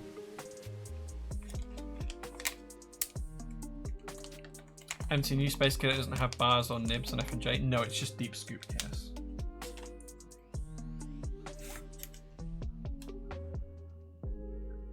And there we go. The board is now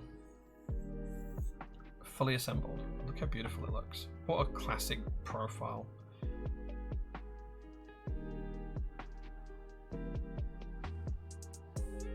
Such a good color combination as well. Just going to pop the screws for the stabilizers back in the packet. I can make sure the customer doesn't Missed those. Oh, there.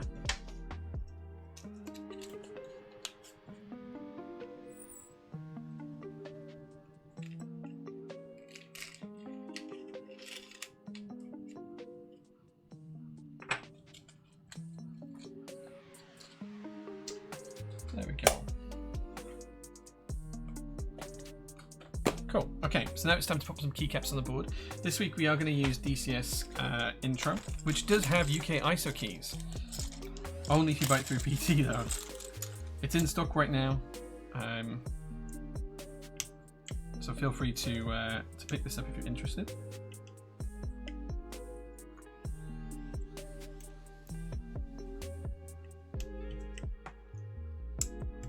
There we go.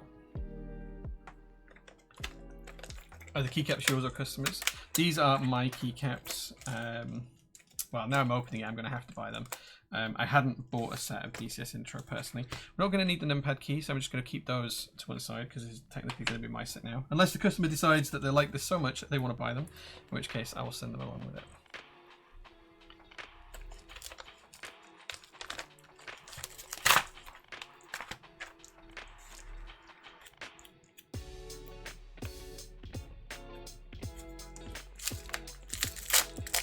This is the joy of opening a new DCS set.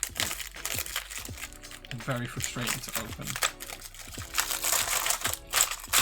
But hey. It's fine. We get there. We get there. Hey Angry Swan, thanks for being here.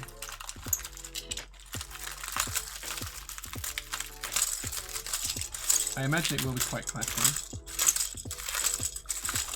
I do wish SP had better packaging, but, you know, it is what it is.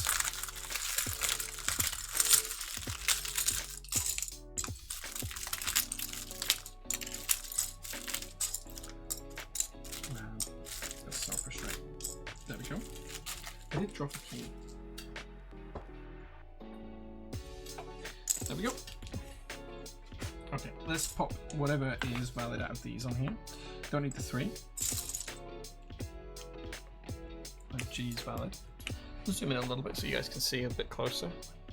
We have got the wonderful Gorton font on here today.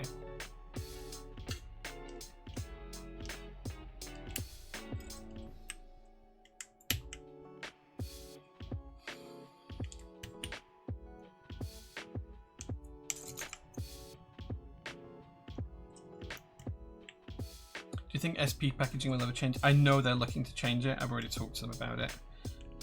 I had a chat with Will when he took over some of the company's responsibilities. This would have been back in September, October time last year. And we talked then about changing packaging. So it's something that's on their radar. I don't know what that's going to look like, but it is something they're going to do. Oh wait, still need that.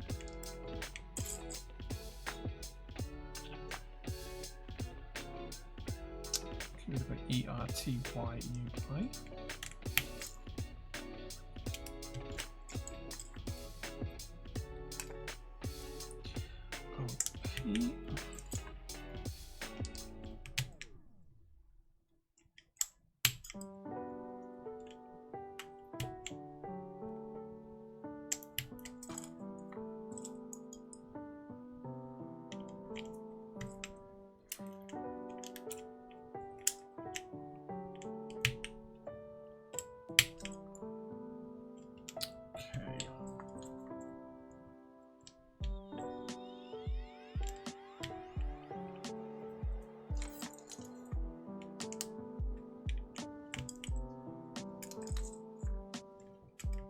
These keycaps do look so good.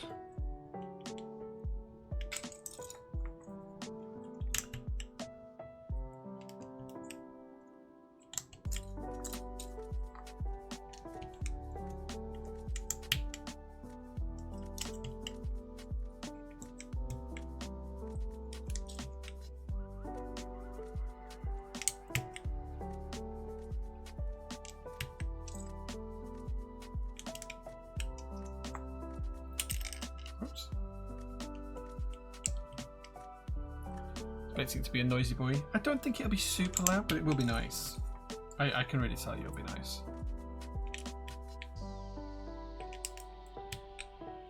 What made us choose what to do with my extra keys? Nice. GMK Strike looks great on this board. Yeah. There isn't much wrong with the current SP packaging. Does its job, gets the product safely to the consumer with likely little added cost. That's true.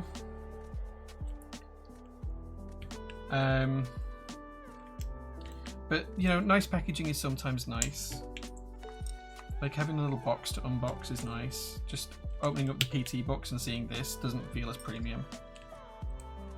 So sometimes there's a little bit to be said for premium, especially when these are more expensive than GMK caps most of the time.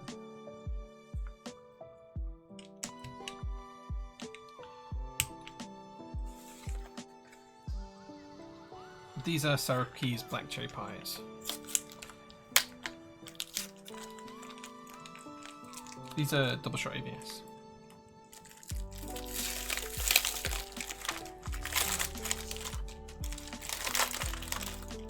Oh, is the code turned off at 11 PM? It might be. Let me enable it until the end of the stream. Give me a second. Discounts. Code. Let me set it to. I tell you what. It's set to run it for another 27 minutes. It's back up at new fee. It'll run for another 27 minutes.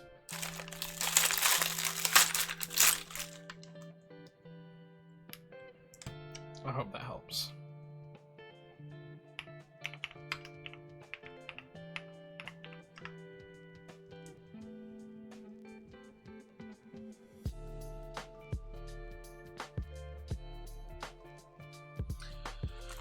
Okay, anyway, let's try and figure this rest of it out.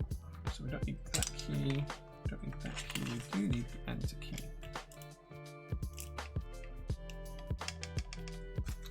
Need the backspace key. Don't need the large shift key. We do need control. We do need page down. Home as well goes there. Sorry, I've got a million things happening on my screen right now. I have FN there and shift there.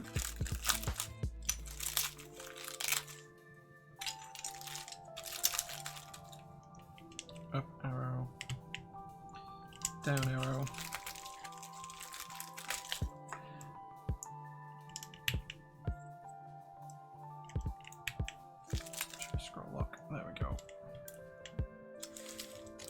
I find packing in sandwich bags not too great on my shelves. Yes, I just need the delete key now for there. Arrow key. Cool. Don't need that, says control. Don't need the Windows key like FN. Don't need the Alt or the Alt. Don't need the Windows key, control.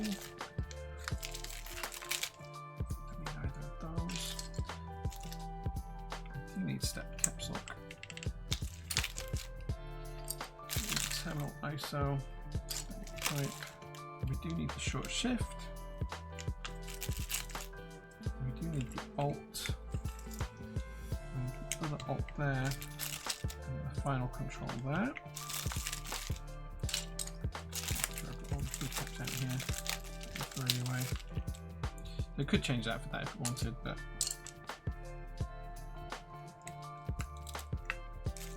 How clean is that as a keyboard? It's past all of our bedtimes.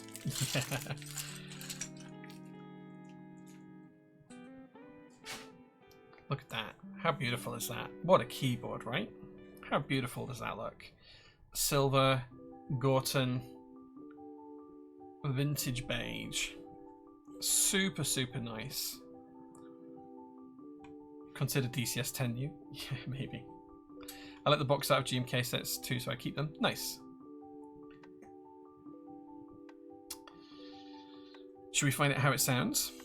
I'm conscious I haven't tested it yet, so let's just pause the music and then let's see how the board sounds.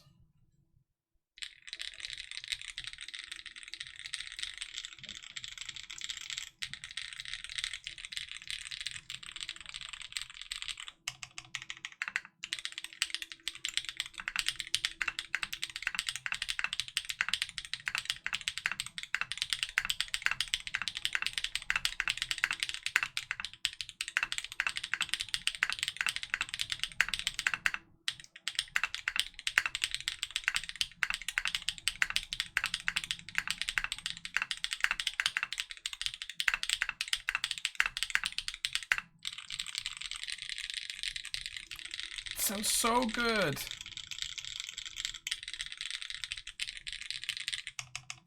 I think the spacebar, I'll probably just put a little bit more lubricant in there for the owner. That sounds so good.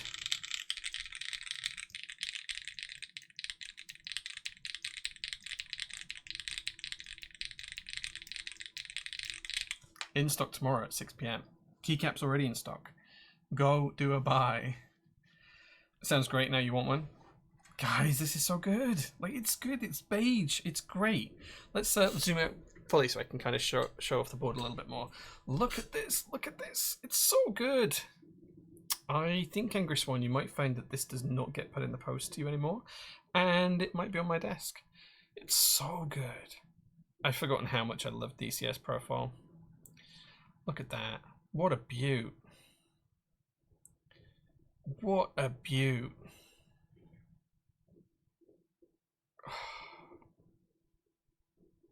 What an absolute beaut. What's not to love? I still wish I'd got Pepper Bait. Like, at the time, for some reason, I've forgotten her name. Faye's DMs didn't come through and I didn't get the set, but I would like to pick up Pepper Bait. And the nips. Yeah, I like the nips on the F and the J. What a good looking set. And UK ISO to boot. If it's any less than 500, because that's what I was offered a set for, Niku, then you did alright. Someone offered me a set for 500 a little while back when I mentioned it. You think it looks damn good? Dude, it looks so good. Like, so good. Yeah, I'd have paid that, Niku. I'd have paid that. I'm super happy with this. Super, super happy with this. It sounds so good. It looks good. It feels good. Like, it feels so nice to type on.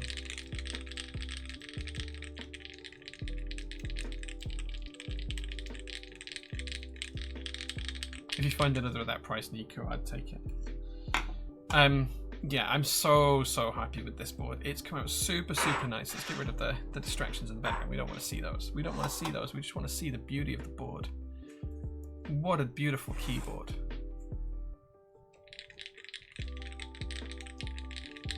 Wow, Windbreaker, I might have some news on soon. We'll leave it at that. So good. So good. What a beautiful keyboard. Right, okay. So the stream discount that's pinned, you can get 30% off your orders. Anything on the link. That's pinned until 23:30, which is in 20 minutes, literally 20 minutes from now. So if you're going to order, get your orders in within the next 20 minutes. It's getting really late and I have to be back here in like a few hours. It's so late that the sign's turned off. So I'm going to head home now. If you guys have got any questions for me, please do. I don't have time to do a PCB test. I will do it for the customer in the morning before I ship it out. I'm pretty sure it'll be fine.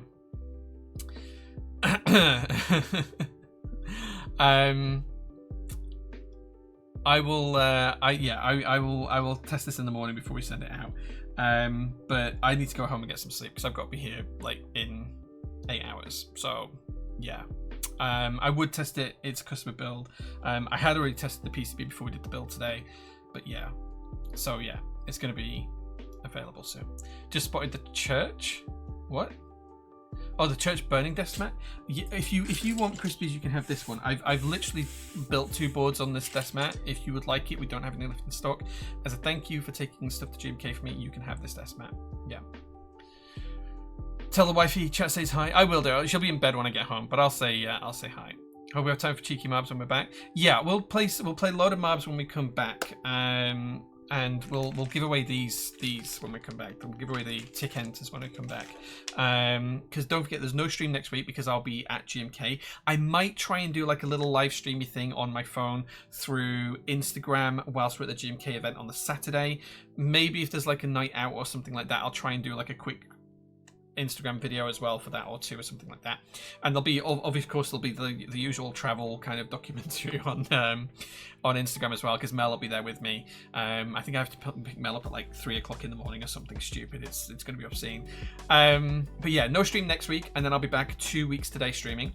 and PT will be closed on Friday this week and then on Monday next week. So just so you're aware, there'll be a banner going up on the website, but the 27th and the 30th there'll be no shipping. If you order on the 26th after 2 p.m, your order will ship on the 1st of July. I know that's terrible. I know it's not like what we usually do, but there'll just be no one here to ship out the orders. So yeah, if you order anywhere between 2 p.m. on the 26th of June up until 8 a.m. on the 1st of July, it will ship on the 1st of July. Everything will go then. Cool. Right. Thank you so much for watching, guys. I'm going to head home now. I'm super tired. I'm falling asleep here. I really appreciate every last one of you watching. Thank you so much for watching, guys. I appreciate every last one of you. And if you come into the GMK meetup next week, I'll see you there. Take care, guys. Have a really good rest of your week. Come and chat on Discord. Come and chat on Instagram. See you guys.